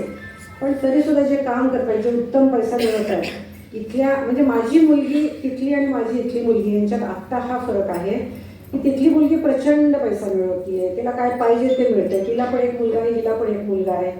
पण ती सगळ्यात जास्त फोन करते आम्हाला. तिला सकाळ संध्याकाळ फोन करावा असं वाटतो, तिला सारखं आईशी बोलावं असं वाटतं, कारण ती तिथे एकटी आहे, तिचा नवरा तिथे एकटा आहे. आणि काहीही झालं तरी शेअर करायला मैत्रिणी किती दिवस मैत्रिणी, अखंड त्या मुली एकत्र असतात भारतीय, पण फॅमिली म्हणून तिथे नाहीये. आणि मी त्यांना म्हणते की तुमच्याच आम्ही सुद्धा आता स्वयंपाक विभाग ह्याच्यापासून तरी फारच दूर झालेली आहे. मी खूप वर्ष झालं, मला आवडतं करायला, पण मला वेळ पण मिळत नाही आणि मी त्या भानगडीत अलीकडे पडत नाही. कधीतरी मजा म्हणून करते, पण त्यांना हे सगळं करायलाच लागतं. नाही तर मग त्यांना टीन उघडायला पाहिजे, त्यांचं खाल्लं पाहिजे, मग तब्येतीच्या तक्रारी सुरू होतात. आणि आपल्या इथं हे जे पैसे देऊन आपल्याला जे सहकारी मिळतात ना घरात काम करणारे, मला असं वाटतं की माझ्यासारख्या काम करणाऱ्यांची सगळ्यात श्रीमंती काय तर हे कामाला येणारे आपले सहकारी. म्हणजे तुमच्यापैकी प्रत्येकाने प्रामाणिकपणे सांगावं की एखादा शब्द आपण आपल्या नवऱ्याला, आपल्या मुलाला पटकन बोलू, पण जी आपल्याकडे येते तिला बोलताना आपण किती वेळा विचार करतो. ही जर म्हणाली की उद्या मी येणार नाही, तर आजपासून आपलं नुसतं किंवा 4 दिवस मी गावाला जाते, तर आपली काय परिस्थिती होते. तेव्हा हे सगळ्यांना ही परिस्थिती बदलत आहे आणि ह्याचा सगळ्याचा आपण निश्चितपणे विचार केला पाहिजे. मी ना अनेक विद्यापीठांमध्ये आता हल्ली भाषण द्यायला जाते. ग्रामीण भागामध्ये खूप लोक बोलवतात, त्याच्यामुळे त्या मुली येतात आणि त्या म्हणतात किंवा तुम्ही असं केलं, तुम्ही तसं केलं. मग हे कसं करायचं? आम्ही बघतो ना, अंबानी आहे, टाटा आहे, ती आमची उद्योजक आहे, तंगिरी बक्षीस मिळालं, पण आम्ही जायचं कसं तिथे? मग त्यांनी खर्च प्रवास केला, पण मी घरात आहे आत्ता, मी करू काय पुढे? मला कोण दिशा दाखवणार? मी त्यांना एवढंच सांगते की तुम्हाला एकदम काही तिथं जाता येणारच नाहीये. तुम्हाला आत्ता जर पैसे असतील तुमच्याकडे, तुमच्या आवडीचं क्षेत्र निवडा, तुम्ही काहीतरी काम सुरू करा. एकटीला जमणार नसेल 4 मुली मिळून सुरू करा. अगदी काही नाही तरी आता नोकरी तरी सुरू करा, काहीतरी करा. नुसतंच तुम्ही विचार करत करत हे नको मला, ते नको मला. हल्लीच्या मुलांचं काय झालं, 1 किंवा 2 मुलं, त्यांना खूप चॉईस आहे आणि मला हे करायचं नाही म्हणजे ते निवांत घरात बसतात. तुम्ही बघा आजूबाजूला अशी किती मुलं. जोपर्यंत मला माझ्या आवडीचं क्षेत्र मिळत नाही तोपर्यंत मी काही करणार नाही. तिथे मी थोडीशी अस्वस्थ होते. आता आपण 4 गोष्टी घेऊया. आता मनीषा काही गेल्या, राजकारण. मला राजकारणात यायचं, पण मी कसं येऊ, मी काय करू? पण नुसतं म्हणण्यात काही अर्थ नाही. मी जर असा विचार केला की मला आता या महाराष्ट्राचं चीफ मिनिस्टर बनायचं, सगळे हसतील ना मला आजूबाजूच्या. ही काय चीफ मिनिस्टर, हिला माहिती पण नाही राजकारणातलं आणि टोणी काय बनणार. पण मग ती व्यक्ती आजूबाजूच्या लोकांशी चांगलं वागायला लागते, 4 कामं करायला लागते, समाजामध्ये जायला लागते, वावरायला लागते, भाषणं करायला लागते. मग कुठेतरी नगरसेविका होईल, मग कुठेतरी अध्यक्ष होईल, नगराध्यक्ष होईल, मग कदाचित तिला आमदारकीची संधी मिळेल. ते काहीच तुम्ही ठरवलं नाही तर तुम्ही नाही ना राजकारणात जाऊ शकत. आणि सगळ्यात महत्त्वाचं स्त्रीच्या बाबतीत मला असं वाटतं, जे आमच्या काळात होतं, जे मधल्या काळात होतं आणि जे आजही आहे, स्त्रीने सगळ्यात मोठं पथ्य काय पाळलं पाहिजे असं मला वाटतं काम करताना. पहिली गोष्ट म्हणजे मानसिकरित्या ती अत्यंत सक्षम असली पाहिजे, अतिशय स्ट्रॉंग असली पाहिजे. याला कारणं 2-3 आहेत. एक तर तिला फॅमिली, काही करून फॅमिलीची काळजी तिला घेता आली पाहिजे, काहीतरी तिने ती व्यवस्था केली पाहिजे. भारतामध्ये आपल्याला आपले आईवडील आणि आपले सासू सासरे हे दोघंही आपल्या बरोबर आहेत. अलीकडचा काळ असा आहे की प्रत्येकाला आपले सासू सासरे पाहिजेत, आई वडील पाहिजे. मधला काळ सगळा गेलेला आहे आणि अतिशय त्यांची गरज आता निर्माण झालेली आहे. त्याशिवाय आत्ता तुम्ही शेअर मार्केटमध्ये पाहिलं की काल का परवाची बातमी, 18 लाखाचं नुकसान झालं, एका मुलाने आत्महत्या केली, तालुका लेवलच्या एका मुलाने. आता शेअर मार्केट म्हणजे आमच्या काळामध्ये 1985 जेव्हा माझी मुलगी शेअर मार्केटमध्ये उतरली होती, मी तिला इतकी रागवायची की काय ते जुगार आणि कसलं ते तुम्ही शेअर मार्केटमध्ये जाता होतं, जे आम्ही आज स्वतः करायला लागलो. कोरोनाच्या काळात तर मी तेवढंच करत होतो. पण हे करताना कसं होतं माहिती का, आमच्या पिढीला जसे तोटे आहेत तसे काही फायदे आहेत. आम्ही जसे एकीकडे पुढे खूप पुढचा विचार करतो, खूप नवीन शिकतो, तसं आमचं एक म्हणणं आम्हाला कॉन्झर्वेटिव्ह, म्हणजे आम्हाला ते थोडंसं बांधून ठेवतं. तर मी काय केलं, आता मी आयुष्यभर कमवतच आहे, त्याच्यामुळे मग मी काही पैसा शेअर मार्केटमध्ये टाकला, म्युच्युअल फंडात टाकला, इकडे टाकला, तिकडे टाकला. माझा नवरा वैद्यकीय क्षेत्रात आहे, डॉक्टर, आणि त्यांनी मी असं ठरवलं की त्यांनी मिळवलेलं सगळं FD मध्येच ठेवायचं बँकेत. सगळ्यांनी मला मूर्खात काढलं कालपर्यंत, एक 10 दिवसापर्यंत. काय मोठे किती जुना विचार करता, इकडे एवढे पैसे मिळतात, शेअर मार्केटमध्ये चांगलं कमावतेस, म्युच्युअल फंडात कमावतेस आणि काय 5% आता तर 8%चं 7% झाला का आम्ही सिनियर सिटीजन झालो म्हणून पुन्हा 7.5-8%वर आलं. मी म्हणायचे असू दे ना, आपल्याला थोडीच त्या पैशावर आपल्याला काही आपलं पोट भरते. आता सगळे म्हणतात बरं झालं तू तुझे 50% तिथं ठेवले, काहीतरी वाढतंय, हे सगळं आमचं गेलं ना, डुबलं ना आमचं. हे डुबणार नाही आहे, याला काहीतरी मार्ग निघेल नक्की. पण हा जो मुलगा आहे ना 18 लाख रुपये लॉस झालेला, ह्याचा लॉस का झाला? पहिली गोष्ट काय होतं माहिती आहे का, की कुठल्याही व्यवसाय करताना जो रिस्की असतो, रिस्क तर सगळीकडेच असते, पण शेअर मार्केटसारखा व्यवसाय करताना मी नेहमी सगळ्यांना सांगते की बाबा मग कुठेतरी तुमचा पाया भक्कम करा आधी, किंवा पोटाला आपल्या काहीतरी मिळेल, एक 10,000, 20,000, 25,000, 1 लाख, 2 लाख, जी काय तुमची गरज आहे ती भागेल असं काहीतरी आणखी एक उद्योग करा ना.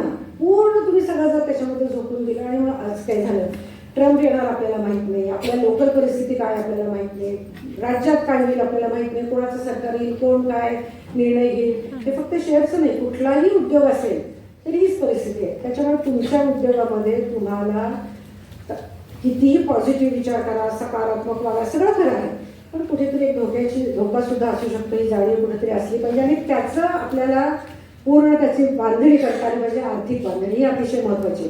तुम्ही पूर्वापार श्रीमंत आहात तरी ह्याचा तो विषयच येत नाही. दुसरी महत्त्वाची गोष्ट, आता इथे पागे यांचं मी नाव ऐकलं, जगत शहासारखा माणूस इथे आहे, मनीषा कायंदे वकील होत्या. तुमचा बिझनेस करताना सगळ्यात महत्त्वाची गोष्ट काय, तर अत्यंत उत्तम चार्टर्ड अकाउंटंट आणि चीफ कंपनी सेक्रेटरी तुमचा असला पाहिजे. ही नंतरची गोष्ट आहे तुमच्या कंपन्या मोठ्या झाल्यावर. पण तुमचा सीए, माझा सीए असा आहे ना की मला साधी इलेक्ट्रिकल स्कूटर घ्यायची असली तर मला त्या सीएची परवानगी लागते. तो मला म्हणतो मला विचारल्याशिवाय काही करायचं नाही, आणि समजा करायचं असेल तर मग काही गडबड झाली तर माझ्याकडे यायचं नाही. त्याच्यामुळे आपला सीए असा नेमायचा की जो तुम्हाला, बाकी सगळ्यांना तुम्ही करू शकाल पण सीएला तुम्ही कधी चालू दे असं म्हणायचं नाही. मग तिथे ना आपल्या बिझनेसची घडी इतकी व्यवस्थित राहते की मग आपल्याला ह्या बाकीच्या भानगडी काहीच बाकीच्या गोष्टी करायला लागत नाही. ते ती योग्य ती काळजी घेतात, पहिली गोष्ट. आणि सगळ्यात महत्त्वाचं की आपलं स्पेशलायझेशन कशात आहे तेवढंच आपण बघावं, बाकीच्या सगळ्या गोष्टी अगदी व्यवस्थितपणे सगळ्यांना आपण सोपवून द्याव्या. त्याच्यामध्ये ट्रस्ट अतिशय महत्त्वाचा असतो. कारण मला जे आवडतं आणि चांगलं येतं ते कदाचित माझी पार्टनर असेल, माझ्याकडे काम करणारी मुलगी असेल, तिला कदाचित येत नसेल. मी मगाशी जे राजकारणाचं सांगत होते, स्त्रीला काम आपल्याला अतिशय मेंटली स्ट्रॉंग राहायला लागतं. माझ्या काळातली मी एक गोष्ट सांगते. आम्ही सकाळसारख्या वर्तमानपत्रामध्ये मी हेड करत होते ते वर्तमानपत्र, आणि बऱ्याच गोष्टी होत्या ना, मासिकं होती, अनेक गोष्टी होत्या. त्या काळामध्ये आम्ही ते अर्थसंकल्पावर, म्हणजे जेव्हा शेअर मार्केटचं कोणाला बंधन होतं तेव्हा आम्ही गावागावात जाऊन आर्थिक विषयावर भाषणं देण्याचं सुरू केलेलं होतं. आमच्या एका मासिकाचे संपादक होते, त्यांची बायको आर्मीमध्ये होती, मेडिकल ऑफिसर होती. त्याच्यामुळे ती असायची महाराष्ट्राच्या बाहेर. त्यांना एक मुलगी होती. अतिशय माझ्या जवळचे ते संपादक, अतिशय उत्तम माणूस, व्यासंगी माणूस, अभ्यासू माणूस. त्यांच्याबरोबर माझी एक सहकारी जी माझ्या गावची होती, ती अतिशय हुशार, ती उपसंपादक होती. आता ते एकाच मॅगझिनचं असल्यामुळे सतत दोघं जण एकत्र असायचे.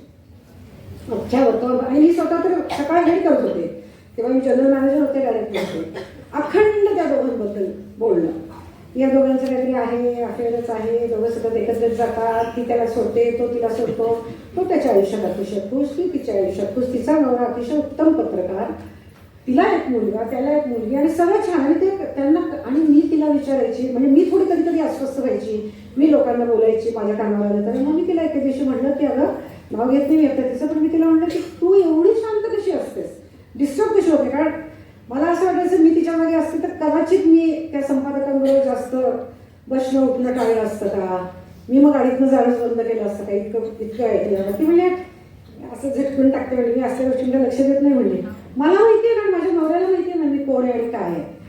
मला तेव्हा तिचं फार कौतुक वाटायचं, कारण तो काळ वेगळा होता आणि ती लटून तिचं सगळं व्यवस्थित चालायचं.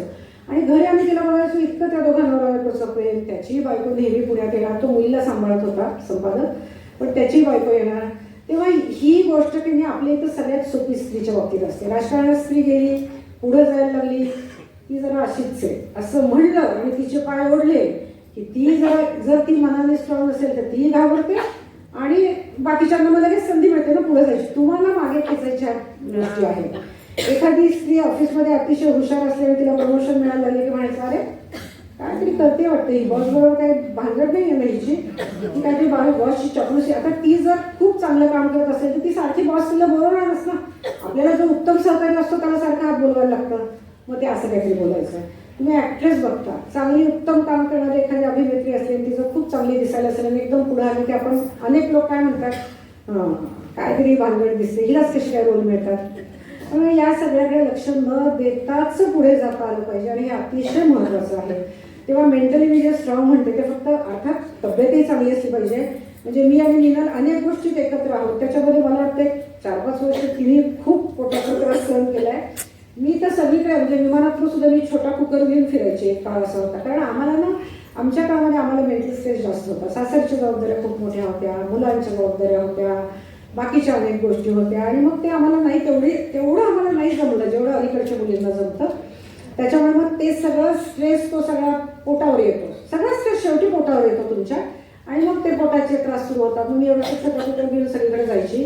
हे पंचपक्वान्न असायची, पण माझी ती मुगाची खिचडी, न चुकता तूप आणि मुगाची खिचडी, एवढंच मला कित्येक दिवस जायचं. आणि मग त्याच्यातून नंतर मी बाहेर कशी आले तर मला त्या मेडिटेशनचं महत्त्व कळलं, मला त्या योगासनांचं महत्त्व जास्त कळलं. नुसतं चालून काही उपयोग नाही हे कळलं. मेंटली फिजिकली कितीच आपण ताकदवान राहणं महत्त्वाचं हे कळलं. मग त्याच्यासाठी वेळ द्यायला लागला. मला पहिल्यापासून वेळेचं कधी म्हणजे मी नेहमी म्हणते की आय पे फॉर टाईम. बाकी सगळं आहे माझ्याकडे, पण वेळ नाही आहे माझ्याकडे. आणि त्या वेळेची किंमत मला कायमची म्हणजे त्याच्यामुळे मला वेळ फार महत्त्वाचा आहे. मग आम्ही काय केलं, डॉक्टर बानू कोळेजीसारखी एक व्यक्ती जिला पद्मविभूषण मिळालं होतं, त्या माझ्या मेंटर म्हणजे त्यांनीच मला पहिल्यांदा वर्तमानपत्रात क्षेत्र टाकलं. तेव्हा त्यांनी मला सांगितलं होतं की तू, तेव्हा मी लहान होते, तुला 2 लहान मुली आहेत, तुझा नवरा डॉक्टर आहे, तो तर काय तुला घरात मदत करणार नाही. तेव्हा एक लक्षात घ्यायचं की आपल्याला बाकीच्या सगळ्यांकडे 24 तास आहे, तुझ्याकडे कमीत कमी 30 ते 35 तास असले पाहिजे स्त्री म्हणून काम करताना. आणि फॅमिलीकडे अजिबात दुर्लक्ष करायचं नाही. मी म्हणले 30 ते 35 तास 24 तासात कसे काढायचे. काही नाही म्हणाल्या, गाडीत बसल्यावर बाकी तुझे सगळे पुरुष सहकारी आहेत ते निवांत झोपतील, गाणी ऐकतील, फोनवर फारतर बोलतील. तू गाडीमध्ये मिटिंग्स घ्यायला सुरुवात कर. तुला काय, तू आता वरच्या पदावर पोचलेली आहेस, तू 4 लोकांना बरोबर घेत जा, तिथून तिथं जाताना तुझ्या 4 मिटिंग संपत जा, तू तुझी घरची कामं करत जा, तू घरातलं काही असेल ते सांगत जा. एकात आणि हे स्त्रियांनाच जमतं. एका वेळेस 4 गोष्टी करायचं हे स्त्रियांनाच जमतं. एक अतिशय सुंदर पुस्तक मी वाचलं, मला आता नाव आठवत नाहीये, पण त्याच्यामध्ये एक फार चांगली गोष्ट त्यांनी सांगितलेली आहे की हे पूर्वापार का चालत आलं की स्त्रियांना सगळं जमतं आणि पुरुषांना एकच गोष्ट एका वेळेस. बघा तुम्ही, माझ्या नवऱ्याला जर मी काय करत असेल म्हणलं ते जरा करा, माझं हे होऊ दे, पूर्ण होऊ दे. आपलं कसं नाही, आपण मुलांना बघतो, हे करतो ते करतो, फोन घेतो, फोडण्यात टाकतो, काय वाटते ते आपण एका वेळेस करू शकतो, इस्त्री करू शकतो, काहीही करू शकतो. कारण ह्याचं कारण मी एका पुस्तकात वाचलं होतं की पूर्वी काय असायचं की शिकार करायची असायची ना. म्हणजे सकाळी काय उठल्यानंतर पुरुष आणि स्त्री, तर पुरुषांनी सकाळी उठायचं, जे काही बायकोनी दिलं असेल, शिजवलं असेल ते खायचं, तिथून सरळ ती कुऱ्हाड किंवा जे काय असेल ते घेऊन सरळ जंगलात जायचं, तोडायचे झाड काय असेल ते, किंवा शिकार असेल तर शिकार करायची, ती सुद्धा अगदी व्यवस्थित कॉन्सन्ट्रेटेड एफर्ट्स, तेवढं एकच करायचं. तिथून संध्याकाळी घरी यायचं, की शिकार असेल तर शिकार टाकायची, लाकडं असतील तर लाकडं टाकायची, तिथे बसायचं आणि बायकोने जे तिला दिलं ते खाऊन झोपायचं. त्याची बायको काय करायची, ही जे काय घर असेल, जंगलात राहत असेल, झोपडी असेल, तिने सकाळी उठायचं, त्या नवऱ्याचं काम करायचं, त्या मुलांना सांभाळायचं, त्या जंगली श्रापदांपासून त्या मुलांचं रक्षण करायचं, त्यांचं सगळं बघायचं, घर चालवायचं. एका वेळेस ती अनेक गोष्टी करायची. त्यांनी असं सांगितलं, हेच सगळं पूर्वापार पुढे चालत आलं की पुरुषाला फोकस लागतं, एकच काम आधी पहिलं व्यवस्थित त्याला करायला लागतं आणि बायका अनेक गोष्टी एका वेळेस करू शकतात. तेव्हा ही स्ट्रेंथ चांगल्या ठिकाणी वापरणं हे अतिशय महत्त्वाचं आहे असं मला वाटतं. आणि मेंटल स्ट्रेंथबरोबर अर्थातच फिजिकल स्ट्रेंथ सुद्धा तेवढीच महत्त्वाची आहे. पण हे सगळे शारीरिक आणि मानसिकरित्या तुम्ही सक्षम नसाल ना, तर कितीही तुमची इच्छाशक्ती असू दे, काही उपयोग होत नाही. अक्षरशः अलीकडे तर ह्या 4 वर्षामध्ये माझे अनेक सहकारी 50व्या वर्षी, 55व्या वर्षी, 56व्या वर्षी बघता गेले. माझ्या बरोबर काम करणारी मुलंही, भाऊसाहेब पाटलांसारखा माणूस जो अतिशय उत्साही होता, त्याला मी इंजिनिअरिंगला मदत केलेली मुलगा, आम्हाला परवाच तिच्या मुलीचं अमेरिकेत होती आहे, ती लग्न झालं आणि 50-50 वर्षी 54व्या वर्षी तुम्ही जाता निघून ह्या जगात ना, फक्त आणि फक्त काम काम काम, बाकीचं स्वतःकडे बघितलंच नाही. किती वेळ मी त्यांना सांगितलं, कारण मला पूर्वी हे लोक म्हणायचे की तुमचा कोणी पुतळा उभा करणार नाही एवढ्या पूर्वी मेल्यानंतर. तेव्हा स्वतःकडे थोडं लक्ष द्या. आणि शेवटी तुम्हाला जर काही झालं ना तर जगात फार फरक पडत नाही, फॅमिलीला फरक पडतो. त्याच्यामुळे आपल्याला खरंच आपलं जर फॅमिलीवर प्रेम असेल ना तर आपण आपली स्वतःची काळजी पहिल्यांदा घेतली पाहिजे. उद्योग करताना हे अतिशय महत्त्वाचं आहे. आणखी एक महत्त्वाची गोष्ट म्हणजे आत्ताच्या या कॉम्पिटिशनमध्ये मग मी मजा म्हणून कोल्हापूरमध्ये मी सकाळमध्ये असताना माझं एक आयुष्यातलं स्वप्न होतं की हॉटेल करायचं, माझं आयुष्यातलं स्वप्न होतं की शेती करायची. ते सगळं मी भागून घेतली आहे सध्या. मी एक फार्म हाऊस केले, तिथं जाऊन राहते खूप छान. मी एक छोटंसं कॉफी शॉप केलं. मग कोल्हापूरसारख्या ठिकाणी सगळ्या घाडगे देशमुख म्हणजे सगळ्या राजघाट सगळ्यांना बाहेर काढलं होतं. फक्त बायकांनी त्या हॉटेलमध्ये चालवायच्या, बायकाच चालवायच्या. फक्त असलं काही मी फंडे त्या काळामध्ये राबवायची. पण तुम्हाला मी सांगते त्यावेळेस सुद्धा एक माझ्या बरोबरचीच एक अतिशय चांगली व्यक्ती, चांगलं हॉटेल चालवलेली आणि खूप लवकर आणि चांगल्या पद्धतीने ती पुढे आली. एका दिवशी त्याच्या इथं त्याच्या प्लेटमध्ये झुरळ निघालं, काही मोठं झुरळ निघालं. त्याच्या लगेच मोठा गवगावा झाला आणि नंतर चौकशी केल्यानंतर समजलं की त्याच्याच कॉम्पिटिटरनी कोणाला तरी पाठवून ते केलं. तेव्हा अलीकडे तर तुम्हाला माहिती आहे खेळाडूंच्या बाबतीत हे होतं, IT सेक्टरमध्ये हे खूप मोठ्या प्रमाणात होतं की कॉम्पिटिशनमध्ये ना असुरी आनंद निर्माण झालेले लोक खूप आहेत. पूर्वीच्या काळी कसं असायचं, आपल्याला शेअरिंग इज केअरिंग बिलिंग असे शिकवायचे. अलीकडे शेअरिंगचं प्रमाण कमी झाले. 1 आणि 2 मुलांच्या ह्याच्यात हा या मुलांचा दोष नाही आहे, हा या आपला पण दोष नाही आहे. आपण अखंड कामात असतो, मुलं घरी असतात, आपल्याला ते सगळं फॅमिली वगैरे धरून ठेवणं आणि त्या मुलांवर चांगले संस्कार कसे होतील ते बघणं हे अतिशय गरजेचं आहे. त्याचबरोबर या सगळ्या गोष्टींची शक्यता तपासून अतिशय ट्रस्टवर्दी माणसं आपल्याबरोबर राहणं महत्त्वाचं आहे. माझ्या ऑफिसमध्ये मी काय केलंय, अतिशय इंटेलेक्च्युअल लेवलची माणसं पण मी ठेवतेच, कारण ते आपल्यापेक्षा जास्त चांगल्या आयडियाज सुद्धा देऊ शकतात एक वेगळ्या. पण 2 माणसं अशी असली पाहिजेत की त्यांना भले काही काम फार करता नको येऊ देत, प्रामाणिक असली पाहिजे. त्यांची आपली वेळेला कधीच जुळत नाही बरं का. आपण म्हणजे मी जर त्यांच्याशी बोलायला गेलं ना तर मला ते त्रास व्हायला लागतो, कारण त्यांना आपण काय सांगतोय लवकर समजत नाही. पण प्रामाणिकपणे ऑफिसमध्ये एक गोष्ट ते इकडची तिकडे हलवू देत नाही, कुणालाही बदमाशी करू देत नाही आणि जे काय आपण घडवून दिलेलं आहे तेवढं ते फक्त चांगलंच बघतात. 10 चांगली माणसं घेऊन एकदा फटक्यात 1 कोटीचं नुकसान होण्यापेक्षा 2 आपले 5-50 हजार रुपये घेऊन अशी माणसं एखाद्या दुसऱ्याचा चांगला विश्वास ठेवला ना त्याचा आयुष्य उपयोग होतो. तो अतिशय चांगल्या पद्धतीने आपल्याला मदत करतो.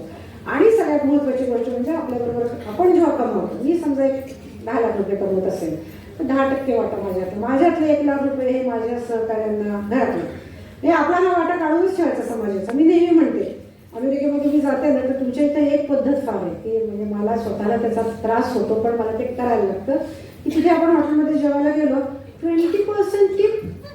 मला कळतच नाही की हा 20 मी तिचं माझं कायमचं भांडण आहे त्याच्यावर ना. ती म्हणते मम्मा तू गप्पोस. मी म्हणते अरे $5-50 ठीक आहे ना, डॉलर आहेत ते. ते म्हणते तू थांब ग मम्मा, तसं नसतं इथे. अरे इथे कसं नसतं, तुला पैसे जास्त झाले तर मला दे ना, मी माझे इथे जे काम करतात माझ्यासाठी रात्रंदिवस त्यांना मी देते ना. पण ही तिथली पद्धत आहे. माझ्या इथे एक आहे बघा, माझ्या इथे शेतात काम करणारा माणूस जर बाहेर त्याला 250-300 रुपये पगार मिळत असेल तर मी 600 रुपये देते. माझ्या इथं अत्यंत उत्तम काम करणारी माणसं त्यांना दुप्पट पगार देणं हे आपल्या हातात असतं. ती आपल्यासाठी जो जीव टाकतात ना, समजा त्याची ड्युटी 8 तास असेल तो कधीच 8 तासात जात नाही. आणि जे काम करायचं बाकीचे तुम्हाला माहिती आहे ऑफिसमध्ये 8 तासाचं काम लोक खरं म्हणजे 6 तास करतात. जेवण खाणं, मॅच, भारत पाकिस्तानचं काय झालं, माझगीरचं काय झालं, बरं झालं कोहलीचे 100 झाले, कसं कसं शेवटी आपण सगळेजण म्हणजे तेवढंच. माझ्या नातवाचा फोन होता त्या दिवशी आणि मी काहीतरी व्यवस्था करत होते, समोर मी TV लावला होता आणि त्यांनी त्याच्यातनं बघितलं पाठीवर, हा मम्माजी वॉचिंग TV. मी म्हणलं हो बाबा, एक तर माझं वय झालं, TV बघायचं मला अधिकार आहे. दुसरी गोष्ट म्हणजे इंडियामध्ये मॅच चालली आहे तर मग त्याला क्रिकेटचं त्याला फार नाही आहे, सॉकर खेळतो तो. त्याच्यामुळे त्यांनी मला विचारलं मॅच, म्हणजे आज इंडियामध्ये कोणी रस्त्यावर नाही आहे, आम्ही सगळे अगदी युद्ध असल्यासारखे आम्ही सगळे घरात बसलेलो आहोत, सगळं बंद आहे आणि फक्त मॅच आणि आम्ही. त्याला ती इतकी गंमत वाटत होती की असला प्रकारे करू कसं शकतात आणि आपण सगळे करतो आणि आपल्याला त्याच्यात काही वाटत नाही. काय आनंद घेतो आपण ह्याचा, काही का असा ना, पण हे छोटे छोटे आनंदही घेता आले पाहिजे, आपला वेळही वाढवता आला पाहिजे, 24 तासाचे 30 तासही करता आले पाहिजे. आणि बिलीव्ह मी, स्वतःवर विश्वास ठेवा, नक्की पुढे चालत राहा, पैसा पाठीमागं येतो, पुढे चालत राहा, यश पाठीमागं येतं. आणि आपल्या सर्वांना मनापासून शुभेच्छा. खूप बोलण्यासारखं आहे पण वेळ कमी आहे त्याच्यामुळे मी आज थांबते. थँक्यू. मला वेळेचा कांदाही दिसतोय. दत्त गुलाब सुटायच्या आधी तेवढं पटपट सांगते. अर्थात पुढच्या ज्या आपल्या काही बोलणार आहे. तर आता सगळ्यात सार जे विजय त्यांनी सांगितलं ते अगदीच 4 ओळीत सांगायचं तर घरात रांगोळी काढलेली होती आणि कोणतरी ती विस्कटली नेमकी पाऊल आत टाकताना आणि आजी सासूबाईंनी फार छान काढलेली रांगोळी सगळी विस्कटलेली पाहून सुंदर कट्टू झाली आणि ती म्हणाली की अहो आजी हे सगळं आता परत कसं करू. त्यावर त्यांचं वाक्य फार छान होतं की आजी त्या नागसुनेला म्हणाली काळजी करू नकोस बाळा, विस्कटलेल्या रांगोळीला सगळं एकत्र कर बरं, त्याचा जो रंग येईल तो तुला परत कधी मिळणार नाही, त्याने नवी नक्षी काढ, उंबर छान लागणार. मला असं वाटतं की हाच धागा धरला तर आपल्या आयुष्याचं काय किंवा उद्योगाचं काय चित्र उत्तम होतच. नक्कीच. आणि रांगोळी रेखाटताना ती चिमटीत धरून काढलेली रांगोळी असेल किंवा आपल्या कर्तृत्वाच्या विविध रंगरेषांनी रांगोळी जी रेखाटलेली असेल तिचे ठिपके कसे जोडायचे आणि ती नक्षी कशी रंगवायची हे ज्यांना नेमकं माहिती आहे त्याच आपल्या पुढच्या वक्त्या doctor Vaijayanti Pandit. Jamnalal Bajaj management institute कडून महिला उद्योजकता विषयात त्यांनी डॉक्टरेट प्राप्त केलेली आहे. जमनालाल बजाज मॅनेजमेंट इन्स्टिट्यूट आणि वेलिंगकर मॅनेजमेंट इन्स्टिट्यूट इथे व्यवस्थापन विषयक अध्यापन आणि सल्लागार म्हणून सुद्धा त्या काम करत होत्या. इंडियन मर्चंट चेंबरची महिला शाखा स्थापन करण्यात त्यांनी पुढाकार घेतलेला होता. Federation of Indian chamber of commerce and इंडस्ट्रीच्या माजी संचालक. उद्योग क्षेत्रातल्या संस्थांचा समाजासाठी फायदा व्हावा यासाठी अनेक सामाजिक संस्थांना CSR मिळवून देण्याचं काम त्या अजूनही मोठ्या जोमाने करतायत आणि हे सगळं करत असताना स्वतः त्या एक उत्तम चित्रकार सुद्धा आहेत आणि तितक्याच उत्तम लेखिका सुद्धा आहेत. मी डॉक्टर वैजयंती पंडित यांना विनंती करते त्यांनी आपलं मनोगत व्यक्त करावं.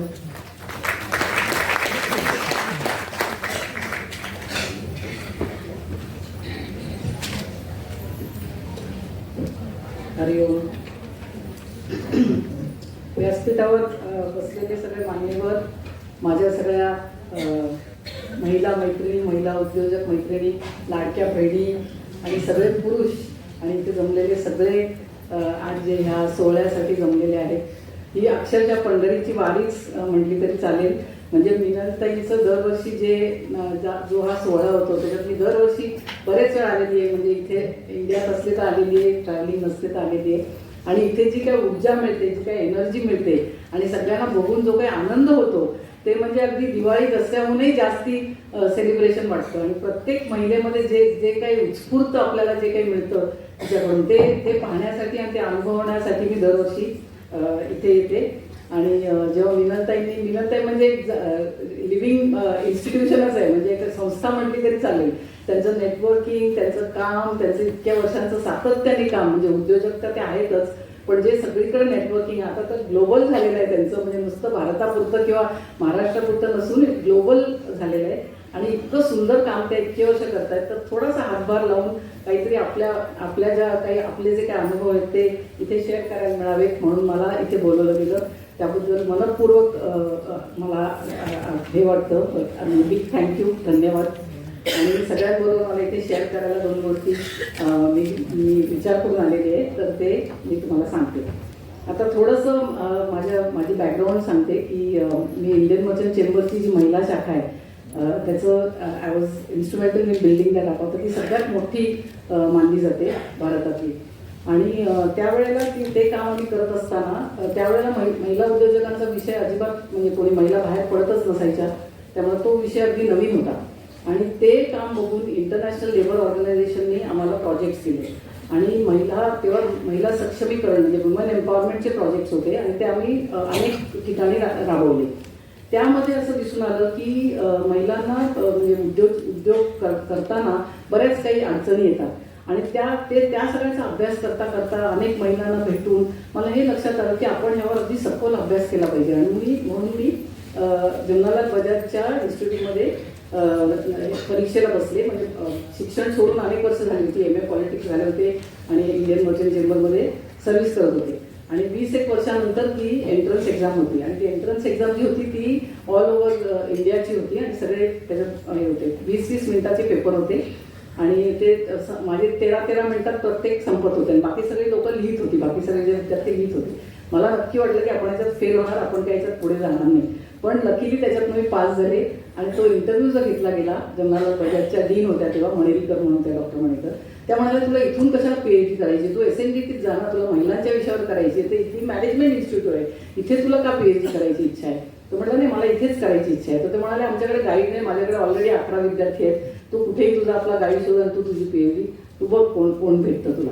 तर मी सगळा प्रयत्न करून गाईड शोधला, 5-6 वर्ष मेहनत केली आणि जवळजवळ 168 महिला होत्या अशा की ज्यांच्या मी इंटरव्ह्यू घेतले. एक इंटरव्ह्यू होता तो 22 पानाचा होता आणि 7 पॉईंट स्केलवर आम्ही त्याचं मार्किंग करत होतो. आणि त्यामुळे ज्या काही मैत्रिणी होत्या, उद्योजक मैत्रिणी होत्या, त्या म्हणत होत्या नको बाबा तुझे ते प्रश्न आणि तुझं ते इंटरव्ह्यू घेणं नको, बाकी तुला काय हवं असेल आमच्याकडे सांग. तर त्यामुळे हे महिला वुमन एम्पॉवरमेंट, विमेन्स डेव्हलपमेंट किंवा उद्योजक महिला ह्याच्याशी माझं नातं खूप पूर्वीचं आहे आणि खूप अगदी जळलेलं आहे. म्हणजे that is the subject of my heart, it is in my heart असं आहे. तर ते अनेक देशात जाऊन पण ह्या उद्योजक महिलांवर मी काम केलेलं आहे, रिसर्च केलेला आहे. तेव्हा मला कुठेही गेलं की विचारायचे की तुमचा उद्योग काय, तुम्ही ह्याच्यावर रिसर्च करता, महिला उद्योजकांवर रिसर्च करता, तुमचा कुठला उद्योग आहे. म्हटलं मी अनेक उद्योग करते पण मी उद्योजक काही नाहीये, मी काही बिझनेस स्टार्ट करू शकले नाही. कारण त्याच्यात एक वेगळे त्याच्यात हे लागतात, क्वालिटीज लागतात, रिस्क टेकिंग असतं, बरंच काय असतं. म्हणजे ह्या आपल्याकडे जमलेल्या उद्योजकांना जास्ती माहिती आहे त्याबद्दल. तर 2-3 एकच उदाहरण मी शेअर करेन आपल्याबरोबर की एक महिला होती, ती साड्या नेसण्याचा तिचा उद्योग होता आणि तो खूप छान चालला होता. आणि मग सगळे म्हणायचे, मी तिला भेटायला गेले, म्हणलं तू काय करतेस. म्हणजे 42 प्रकारे साडी कशी नेसायची हे मी शिकवते. तर म्हणलं तुझ्याकडे कोण येतं, कोण शिकायला. तर साडी तर आम्ही सगळ्या नेसतो, आपण सगळ्या नेसतो. तर ती म्हणाली तसं नसतं, नवीन लग्न होऊन येणाऱ्या मुली असतात ज्या कॉन्झर्वेटिव्ह फॅमिलीमधून असतात, त्या ड्रेस वगैरे घालतात, त्यांना साडी कशी नेसायची हे माहीत नसतं, त्यांना मी साडी नेसायला शिकवते. म्हटलं ठीक आहे, एक साडी एक प्रकारे शिकवली, गुजराती बंगाली शिकवली, ठीक आहे. नाही, त्यांना विविध प्रकारे शिकायची असते. म्हटलं ठीक आहे, मी तुझ्या क्लासला मला एनरोल करायचंय, मला कधी तू ऍडमिशन देशील. तर ती म्हणजे सॉरी, 6 महिने माझ्याकडे तुला अजिबात मी ऍडमिशन देऊ शकणार नाही, माझा क्लास फुल आहे. तर त्यावेळेला माझ्या लक्षात आलं की छोटीशी आपल्यामध्ये जी कला असते, छोटासा काहीतरी जो गुण असतो, त्याच्यातनं पण आपण उद्योग निर्माण करू शकतो आणि त्याच्यातनं आपण खूप मोठे होऊ शकतो. आणि आता ती खूप मोठी झाली आहे. आता ती सगळ्या इंस्टाग्राम, सगळ्या डिजिटल मीडियावर तिचं नुसतं साडी कशी नेसावी, कशा साड्या मेंटेन करून ठेवाव्या वगैरे ह्या विषयावर किंवा हा तिचा सब्जेक्ट आहे.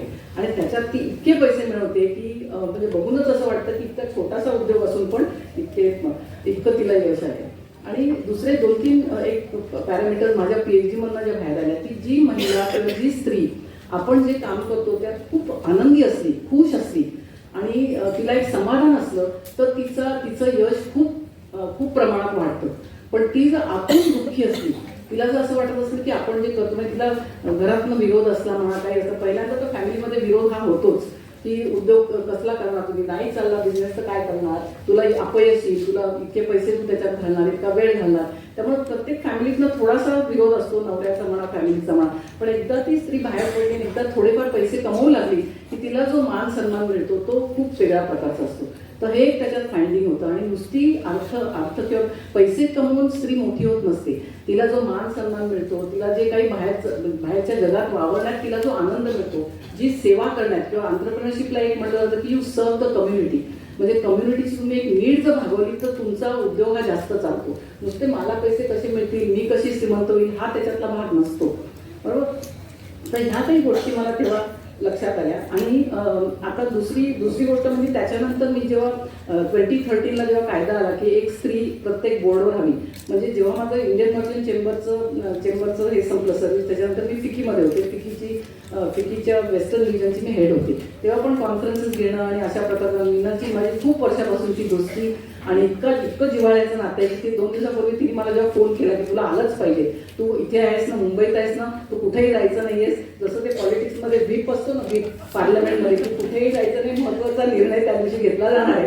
तसं तिने मला सांगितलं कुठेही जायचं नाही, तू आलं पाहिजेस, तुझं नाव लिहिते 9:30 ते 11:30 असं काहीही मला बोलता आलं नाही. आणि तिचं इतकं प्रेम आणि इतका जिव्हाळा आहे, ती इतके वर्ष इतक्या सातत्याने काम करते हे, आणि इतकी जीवापाड ती तिचा जीव ओतून काम करते की थोडंसं तिला नाही म्हणलं तर शक्यच नाही. माझी तर कधीच हिंमत होत नाही की तिला नाही म्हणावं कुठल्या गोष्टीला. त्यामुळे ती फार उत्कृष्ट कार्य करते आणि आपल्या सगळ्यांना तिचा खूप अनुभव आहे तिच्या चांगल्या कामाचा. आता एक दुसरा पैलू म्हणजे जेव्हा 2013ला कायदा आला की प्रत्येक बोर्डवर एक स्त्री डायरेक्टर म्हणून हवी, इंडिपेंडंट डायरेक्टर. त्यावेळेला माझी ओळख चेंबर ऑफ कॉमर्समध्ये माझी अनेक उद्योगपतींची किंवा इंडस्ट्रियल लिडर्सची ओळख असल्यामुळे एक मला जण बोलायला लागले. पहिली कंपनी मी जॉईन केली म्हणजे इंडोकाउंट. इंडोकॉम ही टेक्सटाईलची कंपनी आहे, 100% एक्सपोर्ट करते आणि बेड लिनन म्हणजे आपण जे चादर किंवा बेड लिनन जे असतं बेडवर आपण टाकणार आहे ते त्याचं मॅन्युफॅक्चरिंग कागलला चालतं कोल्हापूरजवळ. आणि ती आत्ता सगळ्यात it's the largest exporting house in the country. आणि सगळीकडे लास वेगस पासून अमेरिका ही त्यांची मेन देश आहे जिथे ते जास्तीत जास्त निर्यात करतात. अमेरिका आहे, ऑस्ट्रेलिया आहे, UK आहे, दुबई आहे, सगळीकडे यांचं बेड लिहिलं जातं. ही पहिली कंपनी जिथे मला घेतलं गेलं ॲज अ इंडिपेंडंट डायरेक्टर. आणि तिथे मला बरेच काही अनुभव आले की 2% जे नफ्यामधलं द्यावं लागतं कम्युनिटीसाठी किंवा CSR साठी, कॉर्पोरेट सोशल रिस्पॉन्सिबिलिटी म्हणजे कम्युनिटीसाठी काम करण्याकरता जे 2% नफा द्यावा लागतो त्यात काम करणारे कोणीच नव्हते. बोर्डवर जे होते ते CA होते, CFO होते, फायनान्शियल बघणारे होते, आणखीन सगळे होते, लॉयर होते. पण हे काम करायला कोणी पुढे येत नव्हतं किंवा कोणाला माहिती नव्हती. मी ते अंगावर घेतलं आणि मी सगळीकडे म्हणजे नुसतं त्यांच्याच कंपनीत जरी पण अनेक कंपन्यांवर त्याच्यानंतर मला बोर्डवर घेतलं गेलं. आणि आम्ही कोल्हापूरजवळ इतकं काम केलं म्हणजे वोखाडच्या मदतीने काम केलं, एज्युकेशनमध्ये, हेल्थमध्ये. आम्ही एक व्हॅन चालवत होतो आणि विलेजेसमध्ये प्रत्येक घेऊन म्हणजे हेल्थवर तर खूपच काम केलं. ती व्हॅन जाऊन म्हणजे एक फिरता दवाखाना असल्यासारखी ती व्हॅन होती आणि जवळजवळ 27,000 मुलांना फायदा होईल असं आम्ही शिक्षणात काम केलं.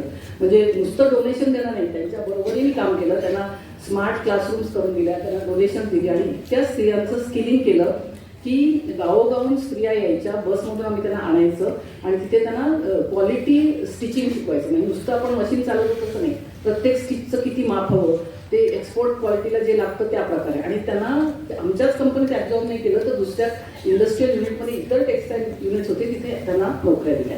तेव्हा अशा प्रकारचं खूप काम मला करायची संधी मिळाली. त्या LN मित्तलच्या कंपनीवर मी होते बोर्डवर. म्हणजे HPCL आणि मित्तलचं मर्जर होतं, ते एनर्जी कंपनीत होते. तिथे आम्ही भटिंडाला काम करत होतो आणि तिथे आम्ही 27 विलेजेस अडॉप्ट केली. आणि तिथे महिलांचं स्किलिंग किंवा विमेनचं स्किलिंग हे खूप महत्त्वाचं काम होतं आणि तिथे मला करण्यात खूप आनंद वाटला.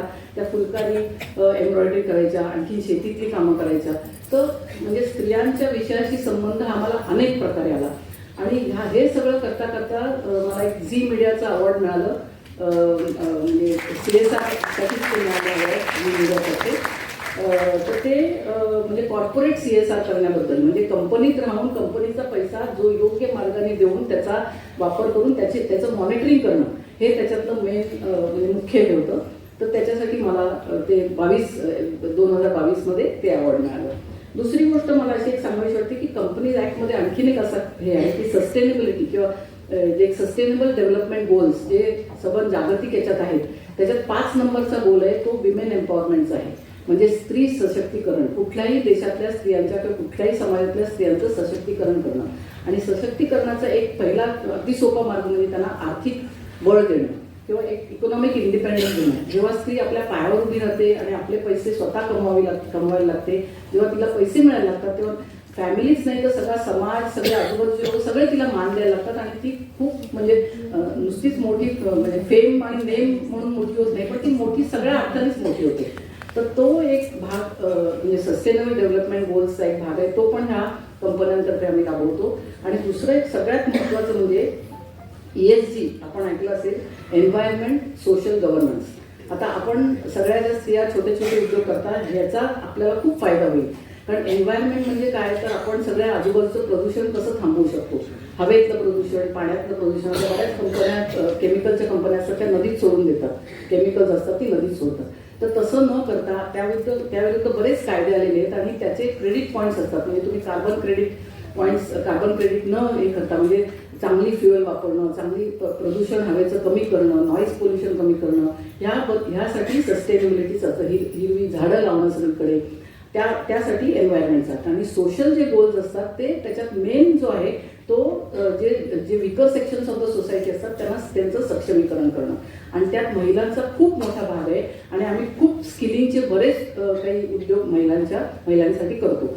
आणि तुम्ही ज्या उद्योजक आहात त्या हळूहळू जेव्हा मोठ्या व्हाल किंवा मोठे तुमचे उद्योग होतील तेव्हा तुम्हाला ह्याची रिपोर्टिंग करावी लागेल. म्हणजे भारतातल्या ज्या 1000 सगळ्यात मोठ्या कंपन्या आहेत त्यांना हे कंपल्सरी आहे. म्हणजे रेग्युलेटर्स आपले जे आहेत किंवा मिनिस्ट्री ऑफ कॉर्पोरेट अफेअर्सचं एक लॉच आहे की पहिल्या 1000 कंपन्यांनी ह्याचं रिपोर्टिंग करायचं, एव्हरी इयर रिपोर्टिंग करायचं की आम्ही सस्टेनेबिलिटीसाठी काय केलं, आम्ही महिलांना स्किलिंग करण्यासाठी आम्ही काय केलं. ह्याचं रिपोर्टिंग करायचं. आणि ज्या परदेशी कंपन्या आहेत म्हणजे MNC कंपन्या आहेत, बाहेरच्या कंपन्यांची इथे ऑफिस किंवा आपले ऑफिस बाहेरच्या देशांमध्ये जे आहे त्यांना तर हे फार महत्त्वाचं आहे. कारण जेव्हा तुम्ही बँकेकडे लोन घ्यायला जाता तेव्हा बँक जर तुमचं सस्टेनेबिलिटी क्रेडिट पॉईंट चांगले असतील तर बँका तुम्हाला कमी व्याजात लोन देतात. हे फार महत्त्वाचं आहे. त्यामुळे तुमचे पैसे वाचतात. जेव्हा तुम्ही गुंतवणूक करत असता म्हणजे कॅपिटल एक्सपेंडिचर जेव्हा या मोठ्या कंपन्या खूप प्रमाणात करतात, क्रोर्स ऑफ रुपीजमध्ये करतात, तेव्हा याचा खूप फायदा होतो. म्हणजे तुम्हाला स्वस्त दरात जर लोन मिळत असेल आणि तुमच्या कंपनीला ते मिळत असेल तर कंपनीचा नुसता फायदा हा CSRमुळे नाही होत. नुसता CSR किंवा कम्युनिटीचं आणि बायकांचं किंवा स्त्रियांचं सक्षमीकरण करण्याकरता होत नाही, पण तुम्हाला त्याचा आर्थिक फायदा पण मिळतो. म्हणजे फायनान्शियल गेन मिळतो कंपन्यांना. हे त्यातलं फार महत्त्वाचं आहे. आणि सगळ्या स्त्रिया तुम्ही जे करताय ते खूप महत्त्वाचं आहे. फॅमिली आणि तुमच्या सगळ्यांचा तुम्हाला सपोर्ट आहे, गव्हर्नमेंटचा सपोर्ट आहे. आता आपण बघतो त्या लखपती महिला ज्या आत्ता 1.25 करोड आहेत त्याच्यात 3 करोड करायचं गव्हर्नमेंटचं उद्दिष्ट आहे. तर अशा प्रकारे सरकारचं आपल्याला प्रोत्साहन आहे, आपल्याला बँकांचं प्रोत्साहन आहे, आपल्याला फॅमिलीकडून आणि आपल्या आजूबाजूच्या लोकांकडून प्रोत्साहन आहे. आणि या मिनलताईंसारख्या ज्या काम करणाऱ्या आहेत आणि ज्या एकदम निस्पृहपणे सगळ्या महिला उद्योजकांना ज्या मदत करत आहेत, 10 ते 12 केव्हाही फोन करू शकता म्हणतात. म्हणजे हे किती मोठं कार्य करतायत कारण त्यांना इतका अनुभव आहे. आणि त्या तुम्हाला मुख्य म्हणजे तिचं नेटवर्किंग मिनलताईंचं एवढं छान आहे ज्या तुम्हाला नेटवर्कमध्ये मार्केटिंग तुमचं करून देतील, तुम्हाला हेल्प करू शकतील. आणि आत्ताच आपल्या आधीच्या स्पीकरने सांगितल्याप्रमाणे एक CA चांगला ठेवला, एक चार्टर्ड अकाउंटंट चांगला ठेवला वगैरे, तर अगदी उद्योग आपला स्मूथ आणि चांगला चालू शकेल. तर माझाही नंबर आणि नाव मिनलताईंकडे आहे आणि कोणालाही कधीही काही जर मदत लागली तर मला जरूर आपण कॉन्टॅक्ट करा. मी जी काय माझ्याकडून मदत होईल ती करीन. कारण हा विषय माझ्या अगदी म्हणजे मी म्हटलं तसं अगदी it's all in my heart. त्यामुळे मी अगदी नक्की आपल्याला जे काही माझ्याकडून मदत होईल ती करीन. आणि या कार्यक्रमाला मला बोलवल्याबद्दल धन्यवाद. आणि मिनलताईंचं अगदी मनापासून अभिनंदन की हे कार्य इतके वर्ष त्यांनी चालू ठेवले. आणि सगळ्या महिला उद्योजकांना आणि सगळ्यांना माझ्यातर्फे खूप खूप शुभेच्छा. आणि एवढं बोलून मी आपलं भाषण करते. जय हिंद, जय महाराष्ट्र. धन्यवाद. Thank you very much. उच्च स्तरावर जातं त्यासुद्धा बरीच वर्ष लघुउद्योगच करतात. म्हणजे माझं म्हणणं आपल्याला पटेल की माहिती नाही मला, पण मला वाटतं की अशीच परिस्थिती आहे आज. कारण वर्षानुवर्ष सरकार लघुउद्योगाची व्याख्या वाढवते आणि तुम्ही त्या मर्यादेत पोहोचतच नाही आहे. म्हणजे जिथे 1 कोटी तर 5 कोटी केले, 5 कोटी 50 कोटी केले, तुम्ही काय त्या स्तरावर जात नाही, तुमची गुंतवणूक त्या स्तरावर जाऊ शकत नाही. पण असं दिसतंय की सगळ्यांचे प्रश्न आज टाकायचे देखील न सुटलेले तसेच आहेत. कुठलाही सूक्ष्म उद्योग घ्या, लघु उद्योग घ्या, 4 गोष्टींची गरज असते उद्योग सुरू करायला. 1 जागा, 2 मनुष्यबळ, 3 त्यासाठी लागणारा फायनान्स आणि 4 त्याला लागणारी टेक्नॉलॉजी किंवा उद्योग कशाचा करावा. जागा कोणाकडे नसते. सूक्ष्मवाल्याकडे घर असतं, लघुवाल्याकडे काही दिवस घर असतं, पण बाहेरची जागा मिळायचं मग भाड्याने घर घ्यावं लागतं. भाड्याने घर घेतलं की अडचणीची सुरुवात होते. धंद्यात तेवढा नफा नाही झाला तर भाडं भरता येत नाही. फायनान्स कोणीच देत नाही. अनेक परिषदात जावा, भाषणं ऐका, बँकेत जावा, बँकेच्या मॅनेजरची भाषणं ऐका, पैसा कोणीच देत नाही. फार थोड्या नशीबवान बायका असतात की ज्याला त्यांच्या धंद्यासाठी बँकेचा फायनान्स मिळू शकतो. परंतु बँकामध्ये फरक आहे. मला तुम्ही कोऑपरेटिव्ह बँकेत जावा, तुम्हाला मी एका छोट्या कोऑपरेटिव्ह बँकेचा अध्यक्ष आहे, पण मी थोडं बँकेच्या विरुद्ध बोलतो आत्तापुरता. आणि तुमच्या दृष्टीने मी विचार करतो. कुठलीही बँक तुम्हाला 100 प्रश्न विचारल्याशिवाय लोन द्यायचा विचारच करत नाही. अनेक फॉर्म भरायला होतात. तुमचे दागिने आहेत का, तुमचे LIC पॉलिसी आहेत का, तुमच्या नातेवाईकाचं घर आहे का, तुमचं घर काय येतो, सगळे प्रश्न विचारले जातात. लोन किती? 3 लाख रुपये. घर कितीचं असतं? मुंबईसारख्याचं घर असतं 50 लाखाचं, 1 कोटीचं. पण हे प्रश्न विचारले जातात. त्यांना त्यांची बंधन आहे, त्यांना त्यांची रिझर्व्ह बँकेचे काही बंधन आहे. परंतु धंद्यासाठी पैसा हा मिळतच नाही. मिळालेल्या महिला आहे नशीबवान आहेत. अदरवाईज त्यांना नातेवाईक मैत्रिणी इकडचे तिकडचे पैसे गोळा करावे लागतात. सप्लायर क्रेडिट देत नाही. नवीन धंदा म्हणले तर कोणी उभा करत नाही, कोणी सप्लायर क्रेडिट देत नाही तुम्हाला. या सगळ्या प्रश्नातून सुटल्यातच समजा तुम्ही तर केलेल्या मालाची विक्री कुठे कोणी करायची हा प्रश्न उभा राहतो. मिनलताई या एक युनिक व्यक्ती आहेत की जे ह्या गोष्टीसाठी धडपडतात. किमान तुमचा माल विकला जाईल असे 2-4 एक्झिबिशन भरवतात, दुकानं मदत करतात, दिवस रात्र खपतात त्यासाठी. त्यामुळे तुमच्यापैकी अनेक महिलांना विक्रीची तरी मदत झाली असेल असं मला वाटतं. मग प्रश्न असा होता की ह्या 4 गोष्टी जर नसतील तर धंदा होणार कसा. मग कोणाकडे फक्त जागा असते, कोणाकडे फक्त पैसे असतात, कोणाकडे फक्त टेक्नॉलॉजी असते, पण माणसं मिळत नाही. माणसं मिळत नाही, घेतली माणसं तर त्यांचं फक्त स्वतःच्या पगारावर लक्ष असतं, कुठे किती मिळतील याच्यावर लक्ष असेल. आता हे सगळं बोलता बोलता मी तुम्हाला काही माझ्या आयुष्याचा अनुभव सांगणार आहे, विशेषतः मराठी माणसांच्याबद्दल. साधारण 80-82 साली मी परदेशात लोकांचे रिक्रुटमेंट करायचो. अरबस्थानातला एक अरब आला होता, त्याला त्याच्या प्रिंटिंग प्रेससाठी चांगला आर्टिस्ट हवा होता. मी एक मराठी मुलगा सिलेक्ट केला, जो जेजेस स्कूल ऑफ आर्टमध्ये पहिला आला होता. इंटरव्ह्यूला सुरुवात झाली. त्या मुलांना सांगितलं, सर तुम्ही मला प्रश्न विचारायचे आणि मला काही तुम्हाला प्रश्न विचारायचे. म्हणून विचार, काय हरकत नाही. त्याने पहिला प्रश्न विचारला की तुमच्या भारतामध्ये महाराष्ट्रीयन लोक किती आहेत. घरून आईने सांगितलं होतं बाबा जिथे जाशील तिथे मराठी लोक हवेत. तो आराम म्हणलं आहेत, माझ्याकडे काही मुंबईचे लोक आहेत, त्याच्याकडे फारसे नाही आहेत. ठीक आहे म्हणलं, त्याला जरा बरं वाटतं की मराठी लोकांचाच जातो आपण नोकरीला. दुसरा प्रश्न विचारला की तुमच्या इथे सुट्ट्या किती आहेत. आम्ही त्याला विचारलं, काय रे बाबा असं काय विचारतोस. तर म्हणलं आम्हाला मुंबईला असं असतं, आम्हाला शनिवार रविवार सुट्टी असते, वर्षातले 16 सणवार सुट्टी असतात, पाऊस पडला तर आम्ही उशिरा जाऊ शकतो, शेजारी मेला मावशी पाळण झाली आम्ही सुट्टी घेऊ शकतो. ते सगळ्या पद्धतीने आम्हाला सांगितलं. त्या अरबाचा चेहरा लहान झाला. म्हणजे हे काय नाही, कुठलं पात्र मेरिटचं असेल कोणी असं प्रश्न विचारतात. तर अरबाने त्याला सांगितलं की वर्षाच्या 3 दिवस सुट्टी देतो, 2 वर्षात एकदा मी 1 महिना सुट्टी देतो, बाकी फक्त शुक्रवारी सुट्टी मिळते. त्या मुलाचा चेहरा जरा निमुळता झाला. तर त्याला म्हणले मी तू 2 प्रश्न विचारले, तिसरा प्रश्न विचारून बघ तुला काय पाहिजे. 21 वर्षाचा मुलगा तो म्हणाला तुमच्याकडे रिटायरमेंट बेनिफिट काय आहे. मी कपाळावर हात मारला, म्हणजे इथून पुढे मराठी मुलगा इंटरव्ह्यूला बोलवायचं नाही. पहिला त्याचा इंटरव्ह्यू घ्यायचा, तुझ्या आईने तुला काय सांगितलं विचारायचं, तुला रिटायरमेंटला काय पाहिजे विचारायचं, कुठे किती गंमत करायचं. अशा कुटुंबातून आलेली माणसं उद्योगाला लागतील हे त्यावेळी विश्वासाची गोष्ट नव्हती. पण सुदैवाने आता अनेक मराठी कुटुंबातले मुलं उद्योग करायचा विचार करतात. त्याला जोडून परिस्थितीमुळे म्हणा किंवा इच्छेमुळे म्हणा महिलाही उद्योगात गेल्या आहेत. पण हे 4 प्रश्न अजूनही सुटलेले नाहीत की प्रत्येक नवीन उद्योजकाला त्याला लागणारी जागा, पैसा, टेक्नॉलॉजी आणि मार्केटिंग कोण देईल. जगात 40 कंट्रीमध्ये फिरलो मी, 30-40 देशात पाहिले, प्रकल्प केले, बघितले. चीन हा एकमेव देश पाहिला मी ज्या देशामध्ये 4 प्रश्न ताबडतोब मिळतात.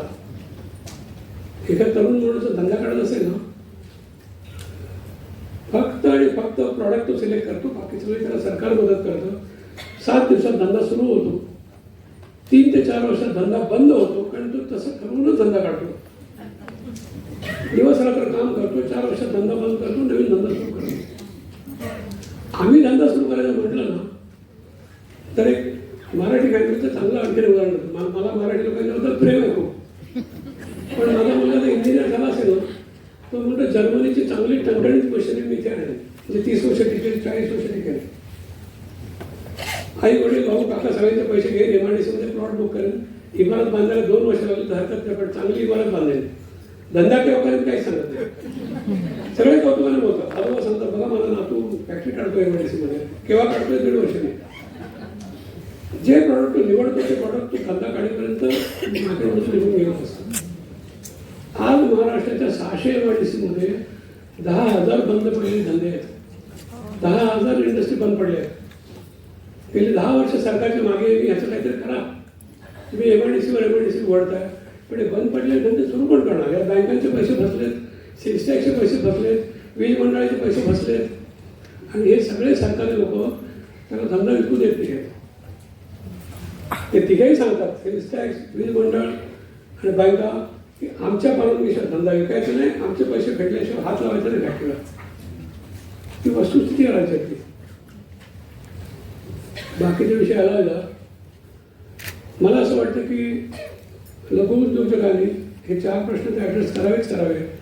पण या व्यतिरिक्त एका गोष्टीची जाणीव तुम्ही महिलांतून ठेवा, पुरुषांच्या पेक्षा महिलांची कॅपॅसिटी डबल इंजिन सारखी आहे. आता सरकार म्हणतात ना डबल इंजिन सरकार, तसं तुम्ही डबल इंजिन उद्योजक आहात.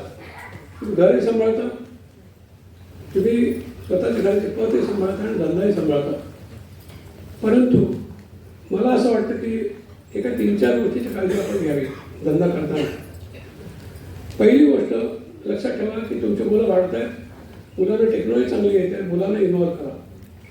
दर 5 वर्षांनी जग बदलते. तुम्ही एका दृष्टीने धंदा सुरू करा तर 5 वर्षांनी तुम्ही आउटडेटेड व्हाल. पण तुमची मुलं जी आहेत ती 25 वर्ष पुढे आहेत. आज तुम्हाला माहीत असेल नसेल मला माहिती नाही, पण कॉलेजची सर्व मुलं निबंध AI वरून लिहितात. कॉमर्सची सगळी मुलं, काही तुम्ही त्यांना निबंध लिहायला सांगा तर बिलकुल वेळ घालवत नाही. AI ला तो प्रश्न विचारतात, ते उत्तर येतं, थोडंफार मॉडिफाय करतात, सबमिट करतात. त्यांना अशा फालतू गोष्टी वेळ घालायला वेळ नाही. त्यांना काय पाहिजे त्यांना निश्चित माहिती आहे, काय करायचं माहिती. तुम्ही त्यांना शिकवायला जाऊ नका, त्यांच्याकडून शिका. आपल्यातल्या प्रत्येक उद्योजकतेने आपल्या मुलाला आपल्या धंद्यामध्ये निदान टेक्नॉलॉजीच्या गायडन्ससाठी तरी घ्या. ही मुलं तुमच्या फार पुढे आहेत. प्राध्यापकाचे बिलकुल परवा करत नाही. मी ते एक कॉलेज असं पाहिलं की त्या कॉलेजमध्ये प्राध्यापक मुलांना बोलवतो आणि सांगतो इंग्रजीमध्ये मला पेपर ड्राफ्ट करून दे. मान्यवर कॉलेज आहे महाराष्ट्रातलं, शासकीय मान्यवर कॉलेज आहे, पण वर्षानुवर्ष मुलं मास्टरला पेपर ड्राफ्ट करून देतात इंग्रजीमध्ये. तो पेपर मुलांना घालतात, मुलांच्याकडे उत्तरं रेडी असतात, मुलं उत्तर लिहितात. आणि यातून मी या डिग्रीतून कोणालाही रोजगार मिळत नाही, कोणालाही मिळत नाही. मला असं दाखवतं तुम्ही की आर्ट्स सायन्स कॉमर्सपैकी सायन्स आणि आर्ट्स अँड कॉमर्सच्या मुलांना ताबडतोब नोकरी मिळाली आहे कुठे. इंजिनिअरिंग झालेली मुलं मॅनेजमेंट जातात. मग तुम्ही इंजिनिअरिंग करता कशाला? म्हणजे डिप्लोमा इंजिनिअरिंग करायचं, पुढे डिग्री इंजिनिअरिंग करायचं, त्याच्या पुढे मॅनेजमेंट करायचं. म्हणजे मुलांनी आयुष्याची 25-27 वर्ष शिक्षणातच घालवायची. आई वडिलांनी ताबड कष्ट करून त्यांच्या शिक्षणाचे पैसे भरायचे. त्याचा थोडाफार बदल आहे, पण परदेशात कुठेही असं असेल ते. आपल्याकडे मॉरिशस म्हणून ते आलेलं आहे. मी एक जे निरीक्षण केलं ते खरं आहे का मला सांगा. मी जेव्हा 25 वर्षापूर्वी मॉरिशसला गेलो होतो, मी प्रश्न विचारला मुलांना की तुमच्याकडे अनएम्प्लॉयमेंट किती आहे? म्हणजे अनएम्प्लॉयमेंट माझी गोष्ट नाही आमच्याकडे, बेरोजगारी माझी गोष्ट नाही ते. म्हणजे का? प्रत्येक मूल 8वी पर्यंत 3 भाषा शिकतं. 8वी 9वी प्रमाणे शिकतं काय असेल त्यांनी, पण 3 भाषा शिकतं. 8वी झालं की ते एका रिसॉर्टमध्ये नोकरी लागतं. पहिला जॉब काय तर स्विमिंग पूलच्या बाजूला टॉवेल बॉय म्हणून काम करायचं. आलेल्या प्रत्येक कस्टमरला टॉवेल द्यायचा आणि त्याचा ओला टॉवेल बाजूला ठेवून द्यायचा. पण ते करताना ते मूल काय करतं, तो कुठल्या देशातून आलाय, त्याची भाषा कुठली हे समजून घेऊन त्याला सांगतं की तुझ्या भाषेत मला सांग की मी तुला टॉवेल कसा देऊ, तुझा टॉवेल परत कसा घेऊ. हे करण्याच्या नादात ते मूल जगातल्या आणि 10 भाषा शिकतो. इकडे शाळा चालू आहे, 9वी 10वी काय असेल त्याला. 10वी जाईपर्यंत तो रेस्टॉरंटमध्ये नोकरी लागतो, त्याच हॉटेलच्या. काही वर्षांनी तो मॅनेजर होतो. हे खरं आहे का आपण? आणि त्यामुळे तिथे अनएम्प्लॉयमेंट व्हायची गोष्टच नाही. आम्ही इथे सेकंदाला 3 मानव जन्माला घालतो आणि पुढे एम्प्लॉयमेंटसाठी आम्ही स्किल मिनिस्ट्री काढतो, स्किल शिकवत बसतो. परिस्थिती काय? 150 कोटीच्या देशामध्ये 64% लोक 35च्या खाली आहेत, 55% लोक हे 25च्या खाली आहेत. आता बोला तुम्ही 25च्या खालचे शिकतच जायचं, ते काही नोकरी मागत नाही. पण 35च्या खालचे लोक जे आहेत ते 96 कोटी आहेत. 96 कोटी लोकांना तुम्हाला रोजगार द्यायचा आहे. शासन सांगतं ह्या वर्षी आम्ही 30 लाख लोकांना रोजगार दिला, या वर्षी आम्ही 5 कोटी लोकांना रोजगार दिला. 96 कोटी कुठे आहेत, 5 कोटी कुठे आहेत? आणि त्यांना रोजगार देईपर्यंत सेकंदाला 3 पडत आले लाईनमध्ये. म्हणजे देशाच्या अशा परिस्थितीमध्ये आपण एक चांगली गोष्ट घडली आहे. गेल्या 10 वर्षाच्या आर्थिक परिवर्तनामध्ये मध्यमवर्गीय उच्च मध्यमवर्गीय झाला, थोडाफार गरीब आहे तो शिक्षणाने मध्यमवर्गीय झाला. या लोकांनी रोजगार दिला, या लोकांनी प्रचंड रोजगार दिला. प्रत्येक मध्यमवर्गातली गरीब बाई शुक्रवार ते रविवार स्वयंपाक करत नाही, बाहेर जेवायला जातात, घर साफ करत नाही, भांडी घासत नाही. 2 महिला कमीत कमी ठेवलेल्या असतात मध्यमवर्गीयाच्या घरी. उच्च मध्यमवर्गीयाच्या घरी 5 महिला असतात. आपण आयुष्यभर केला आहे. आणि मगाशीच कोणीतरी एका वेळेला सांगितलं की बायकोला बोलू, नातेवाईकाला बोलू, शेजारीला बोलू, पण कामवाले बोलू शकत नाही. तुम्ही हाती घालू शकत नाही कामवालीला. घरात टीव्ही आहे का पहिला प्रश्न. टीव्ही असेल तर संध्याकाळी 6 ते 7 ते काम नाही करणार, तुमच्या घरात पण सिरियल बघणार. असे अनेक प्रश्न आहेत. पण उद्योजिका म्हणून तुम्हाला मी सांगितलं त्याप्रमाणे ह्या 4 विषयावर अटॅक करावा लागेल. जागा, पैसा, कामगार आणि मार्केटिंग. आता प्रश्न असा आला की कामगारांची संख्या जरी वाढत असली तरी त्यांचा रोजगार कमी होत चालला, कारण टेक्नॉलॉजी हळूहळू त्यांना बदलत चालली. लघु उद्योगामध्ये देखील असंच होणार आहे आता की वेगवेगळ्या तंत्रज्ञान येतील ज्यामुळे तुम्हाला कामगार तेवढे लागणार नाहीत. पण हे तंत्रज्ञान शिकणार कोण? मी तुम्हाला एक माझं निवेदन संपण्यापूर्वी एक गोष्ट सांगतो. आपले जे पूर्व राष्ट्राध्यक्ष होते अब्दुल कलामजी, त्यांचं एक सुरेख वाक्य आहे. अग्निपंख नावाचं त्यांचं पुस्तक आहे. त्याने प्रस्तावना दिला त्यांनी. त्यांनी सांगितलं की आजच्या दिवसात जर एखाद्याला यशस्वी व्हायचं असेल तर त्याच्याकडे 4 गुण हवेत. पहिली गोष्ट, तुम्ही स्वतंत्र विचार करू शकला पाहिजे. तुम्ही इंडिपेंडंट असला पाहिजे विचाराने. पण नुसते इंडिपेंडंट असून चालणार नाही. तुम्ही बोल्ड असला पाहिजे. तुमचे विचार तुम्ही स्पष्टपणे मांडू शकला पाहिजे सगळ्यांच्या समोर. त्याची लाज वाटतं का म्हणजे तुम्हाला? 3, देशात येणाऱ्या सर्व तंत्रज्ञान तुम्हाला आली पाहिजे, नाहीतर समजली पाहिजे. आता हा प्रश्न लघु उद्योगाला येईल की तंत्रज्ञान मला तर काय समजू शकणार नाही, पण माझ्या मुलांना येत असणार निश्चित. मुलांचा सहभाग घ्या. निदान तंत्रज्ञानाच्या बाबतीत त्यांचा उपयोग करा, तिथून मागे पडाल. 4था शब्द त्यांनी जो वापरलाय ना, त्याला त्यांनी म्हणलंय व्हायब्रन्सी. याचा अर्थ काय? समाजामध्ये घडलेली कुठलीही चांगली वाईट घटना तुमच्या हृदयात म्हटली पाहिजे. तुम्ही एकटे या जगात नाही आहे, तुमच्याबरोबर बाकीचे लोक आहेत. स्त्रियांमध्ये ही कॅपॅसिटी व्हायब्रन्सीची जास्त आहे. एक लघु उद्योजक म्हणून पुरुष धंदा चालवतो, स्त्री चालवतात. मूळ फरक तुम्हाला सांगतो की पुरुषांनी धंदा चालवतो ना तर त्यांनी कमवलेले पैसे निश्चित घरी जातील याची गॅरंटी आहे. ते छान चौकीमध्ये, व्यसनामध्ये, दुसऱ्याला कर्ज देण्यामध्ये वाया जाऊ शकतात. तरी जन्मत असं कधी करणार नाही. आलेला पहिला पैसा तरी आपल्या मुलांचा खर्च करेल, मुलांच्या शिक्षणावर करेल, आरोग्यावर करेल, नवऱ्याच्या आरोग्यावर करेल. पण घराकडे लक्ष सगळ्यात जास्त देईल, बाहेर लक्ष नंतर देईल. तुम्ही आज काही म्हणलं तर तुम्ही ज्या उद्योजिका होता ना, तुम्ही एक तऱ्हेची लिडरशिप घेता. तुमच्या आसपासच्या समाजामध्ये तुम्ही लिडर होता. याचा फायदा घेऊन तुम्ही देखील मोठ्या कंपन्यांनी CSR केलं पाहिजे असं काही नाही आहे. आपल्या देशामध्ये कोविडसारखा प्रसंग झाला होता, ज्या काळामध्ये अनेक लघु उद्योजकांनी मदत केली, मोठ्या इंडस्ट्रीने केलेले. एक उदाहरण म्हणून सांगतो. मला कल्पना नाही की आपल्याला किती लोकांना अण्णासाहेब पाटील आर्थिक महामंडळाची योजनेची कल्पना आहे.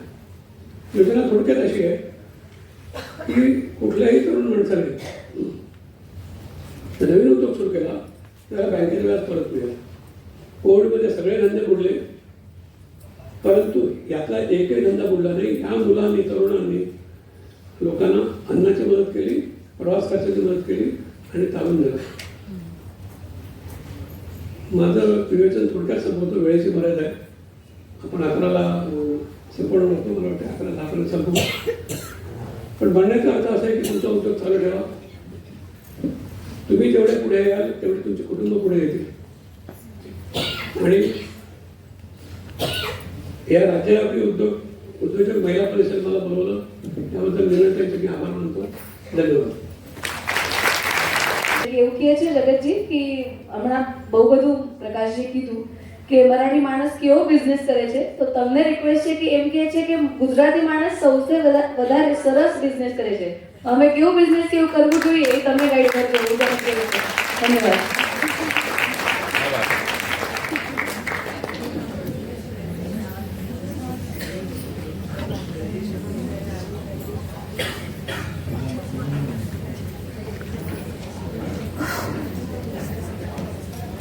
અનગા ગુજરાતી સાંભળીને સારું લાગ્યું.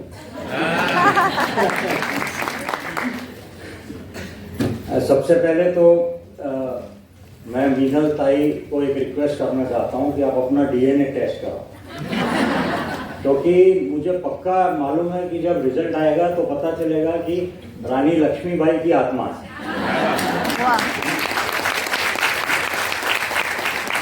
जो योद्धा है, औद्योगिक योद्धा मैं बोलता हूँ, और मेरा सलाम आपको। मैं 10 मिनट लूँगा और पूरा दिन मैं यहाँ हूँ। जिसको भी मिलना है आप मुझे मिलिए। अमित भाई यहाँ हैं, थाईलैंड से, श्री रूपा है मॉरिशस से, ललित भाई अमेरिका से, सबको मिलिए। नेटवर्किंग जो है उसको बिजनेस बोलते हैं। Your network is your network. तो जितना ज़्यादा आप लोग यहाँ आए हैं समय निकाल के रविवार को, तो मिलिए लोगों को। श्रीराम है यहाँ, बहुत बढ़िया प्रोफेशनल है, श्रीराम आए हैं, रिलायंस है। तो सबसे पहले मुझे बताइए कि आप में से कितने लोग उत्पादन करते हैं, मैन्युफैक्चरिंग? ठीक है, बहुत बढ़िया। कितने लोग ट्रेडिंग का काम करते हैं, ट्रेडिंग? और कितने सर्विस प्रोवाइडर हैं? ओके। और कितने लोग एक्सपोर्ट करते हैं? वो बहुत काफी है, वाह, बहुत प्रोत्साहित बात है। एक बात समझिए कि आज अंतरराष्ट्रीय व्यापार जो है, पूरे वर्ल्ड की जो जीडीपी है वो 112 ट्रिलियन है और भारत की जीडीपी है 4 ट्रिलियन। तो मैं हमेशा उद्योगों से ये बोलता हूँ कि आपका जो ग्रोथ है वो 4 ट्रिलियन डॉलर इंडियन इकोनॉमी में होगा या 108 ट्रिलियन डॉलर में होगा जो भारत के बाहर है। तो इकोनॉमिक्स और मैथमेटिक्स का कॉमन सेंस आंसर है, बाहर है। अब बात ये है कि हमको लगता है कि हम तो छोटे हैं, हमारी छोटी कंपनी है, तो कैसे एक्सपोर्ट होगा? तो बहुत सारे मैं उदाहरण आपको दे सकता हूँ। ऐसा कोई वो बात नहीं है। एक कामिला सिद्दीकी करके आप गूगल करिएगा, अफगानिस्तान में 19 साल की थी, घर में बैठ के सिलाई करती थी एक मशीन पे, और 10 साल के अंदर उसने 125 करोड़ का अफगानिस्तान जैसे देश में बिजनेस किया और मिनिस्टर ऑफ कॉमर्स बन गई अफगानिस्तान की। और तो ऐसे बहुत उदाहरण हैं। अभी ये बात ये है कि हमको, अगर मैं हमेशा यही मानता हूँ कि जो भी आप उत्पादन कर रहे हैं, जो भी ट्रेडिंग कर रहे हैं, जो भी सर्विसेज है, उसको इंटरनेशनल मार्केट में ही आप पोजीशन कीजिए। लोग मुझे बोलते हैं, अरे तुम छोटे उद्योगों को क्यों बोलते हो एक्सपोर्ट करो, भारत इतना बड़ा देश है, ये भारत में तो 5 राज्यों में बेचते नहीं, एक राज्य में नहीं बेचते, इनको पहले भारत में बेच लेने दो। और पूरी दुनिया भारत में बेचना चाहती है, काहे को छोटे उद्योगों को बोलते हो एक्सपोर्ट करो? मैं इसलिए बोलता हूँ क्योंकि जब आप एक्सपोर्ट करना शुरू करेंगे, आपको पूरे दुनिया की अपने प्रोडक्ट और बिजनेस की बेस्ट प्रैक्टिसेस के बारे में पता चलेगा। और जब वो बेस्ट प्रैक्टिसेस आप अपने इंडियन बिजनेस में लगाओगे, आपका इंडियन बिजनेस सुधर जाएगा। ये एक सबसे बड़ा कारण है। दूसरा, आपको मौका मिलेगा बाहर देशों में ट्रैवल करने का, और सबसे बड़ा फायदा जो मैंने देखा है विदेशों में ट्रैवल करने का, कि जब हम वापस भारत आते हैं तो हमको हमारे देश के लिए बहुत मान बढ़ जाता है, क्योंकि हमको पता चलता है कि हमारी जो सोसाइटी है, हमारा जो फैमिली सिस्टम में वैल्यू, कल्चर, वो एथिक्स, मॉरल्स, वो बाहर कम होते जा रहा है, और हमको बड़ा प्राउड होगा कि हम एक इंडियन है। अब देखिए, एक्सपोर्ट में मैं हमेशा, मिलता ही आपके पिछले प्रोग्राम में भी मैंने ये उदाहरण दिए थे, मैं तो सालों से दे रहा हूँ क्योंकि मेरे लिए वो बेंचमार्क है, और आज आपके लिए भी मैं ये बेंचमार्क सेट करता हूँ। तो अहमदाबाद में एक कंपनी है, देवेंद्र ट्रेडिंग कॉर्पोरेशन, वो सड़े हुए आलू एक्सपोर्ट करता है। उसके परचेज ऑर्डर में लिखा है कि 5% से ज्यादा अच्छे क्वालिटी के आलू होंगे तो हम पेमेंट काट लेंगे। और वो सैपिक कॉर्पोरेशन है, सऊदी अरेबिया की कंपनी, वो इंपोर्ट करती है और उसमें से जूस एक्सट्रैक्ट करती है, स्टार्च, और उन्होंने एक पतली सी ब्रिक बनाई है केमिकल ट्रीटमेंट करके, जो पेटेंटेड है, और वो एयरलाइंस को बेचते हैं ब्रिक। जब एयरलाइंस एविएशन फ्यूल डालते हैं और ये ब्रिक डालते हैं तो वो प्लेन का माइलेज 30% बढ़ जाता है। ये प्रोडक्ट का एप्लीकेशन। मेरा ये पूछना आप लोगों को कि आपकी प्रोडक्ट सड़े हुए आलू से अच्छी है या नहीं? अगर अच्छी है तो एक्सपोर्ट हो सकता है। दूसरा, राजकोट में एक कंपनी है, वो गांव से है, उसको अंग्रेजी नहीं आती, उसको कंप्यूटर नहीं आता, वो 6.5-7 करोड़ का बकरी की लिंडी का एक्सपोर्ट करता है, बकरी की लिंडी। और इतना बढ़िया डिजाइनर बॉक्स बनाया है उसने कि डब्बा देखते ही लगेगा ज्वेलरी है। तो नेशनल इंस्टीट्यूट डिजाइन के स्टूडेंट के पास बनवाया है। और ऐसे डब्बा है, अंदर ऐसे कॉटन है, सेपरेटर है कार्डबोर्ड के, ऐसे छोटे छोटे बॉक्स हो जाते हैं, ऊपर सेलोपिन सीटू पेपर है और डिजाइनर रिबन है। बोलता है ये डब्बे का कीमत डबल है प्रोडक्ट के कीमत से। तो पैकेजिंग बिकता है इंटरनेशनल मार्केट में। और वो कलर करते हैं, वेजिटेबल डाई करते हैं लिंडी को, green, blue, yellow, orange, white, एक लाइन में एक कलर लगाते हैं। मैं बोला कलर क्यों करते हो? तो बोले नहीं ये नेचुरल कलर अट्रैक्टिव नहीं है लोगों को खरीदने के लिए। मैं बोला लोग क्या खरीदते हैं? तो इसको मैन्योर की तरह यूज किया जाता है यूएस में। यूएस में मल्टीनेशनल कंपनी है, सुपरमार्केट स्टोर्स है उस पर, और New York stock exchange listed company, वो इससे लेती है मटेरियल और $3 में एक डब्बा बेचती है। लोग डब्बा लेके घर जाते हैं, परफोरेशन खोलते हैं, डब्बे में से बकरी की लिंडी becomes a manure for the rose plant. गुलाब के फूल का मैन्योर है, क्योंकि गुलाब के फूल को पानी दिन भर चाहिए। आप सुबह डालो, अगले दिन सुबह डालो तो अच्छा कलर और फ्रेग्रेंस नहीं मिलता। ये बकरी की लिंडी पानी सोख लेती है और दिन भर थोड़ा थोड़ा छोड़ती है। ये प्रोडक्ट की क्वालिटी। अभी आप जो कुछ भी बिजनेस कर रहे हैं, ये बकरी की लिंडी से अच्छी है क्या? तो एक्सपोर्ट हो सकता है। ऐसे ही जयपुर में एक कंपनी है सनराइज एग्रीलैंड, वो गाय का गोबर एक्सपोर्ट करते हैं 15 करोड़ का। और ये गाय का गोबर और बकरी की लिंडी और सड़े हुए आलू तीनों मुझे बोलते हैं, मैं पूछता हूँ सबसे बड़ा चैलेंज क्या है बिजनेस का? बोलते सप्लाई नहीं मिलती। 1.5-2 करोड़ के ऑर्डर हाथ में होते हैं। और वो गाय का गोबर मिडिल ईस्ट में बेचते हैं वो, जिसमें से केलॉग्स जो एक अमेरिका की लेवल 5 लैब उनकी है, फूड की लैब, बहुत हाई टेस्टिंग लैब है। उन्होंने एक रिपोर्ट दी है कि 5 वेस्टर्न स्टेट्स ऑफ इंडिया, जिसमें महाराष्ट्र भी आता है, उसकी जो इंडिजिनस काव है, उसका जो गोबर है, वो मिडिल ईस्ट में एग्रीकल्चर फास्ट करने के लिए बहुत यूजफुल है। और वो केलॉग जो एक साइंटिफिक संस्था है, उसने रिपोर्ट दिया है मिडिल ईस्ट गवर्नमेंट को कि इंडिजिनस काव जो 5 राज्यों से आता है इंडिया के, उसका जो गाय का गोबर है, उससे जो खेती होगी, उससे जो उत्पादन निकलेगा, वो ह्यूमन एलिमेंट, बहुत सारी ह्यूमन बीमारी को भी ठीक करेगा। हम इस बात का इंडिया में मजाक उड़ाते हैं कई बार। ये देखो प्रोडक्ट का एप्लीकेशन। मैं सिर्फ इतना बोलना चाह रहा हूं कि कोई भी ऐसी प्रोडक्ट या सर्विस नहीं है जो एक्सपोर्ट नहीं हो सकती। ये मेरा चैलेंज है।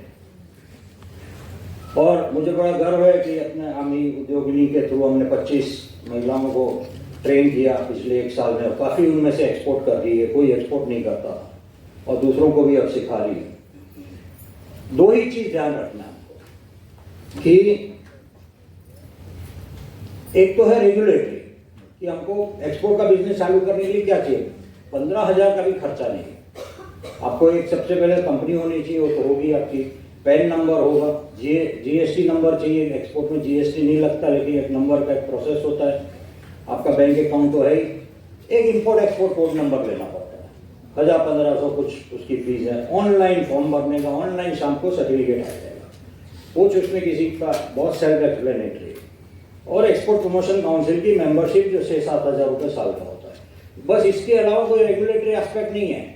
एक है सर्टिफिकेशन, कुछ डेवलप कंट्री, अमेरिका में एक्सपोर्ट करना है फूड का प्रोडक्ट, तो यूएस एफडीए का एक रजिस्ट्रेशन, बट कोविड के बाद बहुत सिंपल हो गया है, तो वो इतना कोई कॉम्प्लिकेटेड नहीं है।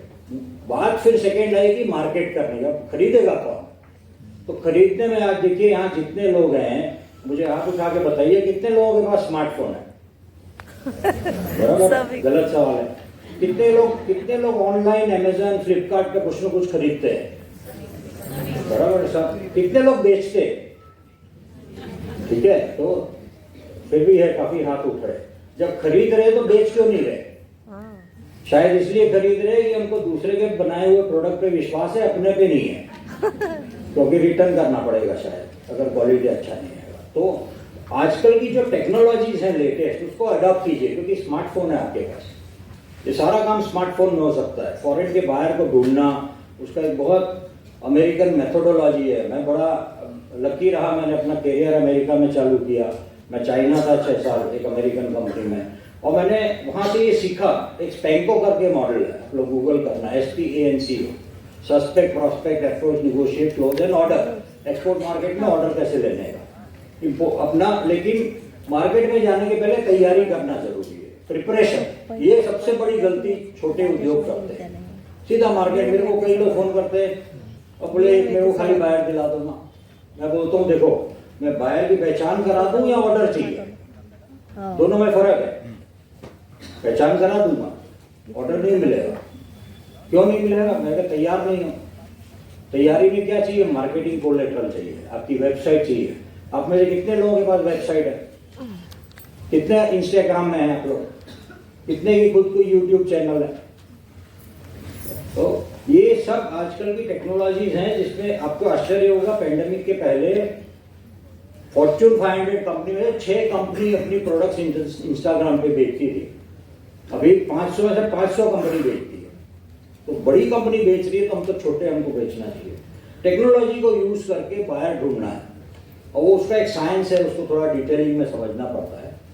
लेकिन मार्केट का कोई प्रॉब्लम नहीं है, सीधी बात है। $108 ट्रिलियन का मार्केट है, इंडिया तो 4 ट्रिलियन है। अभी मैं आपको क्विक इस बात से अपनी बात बंद करूंगा।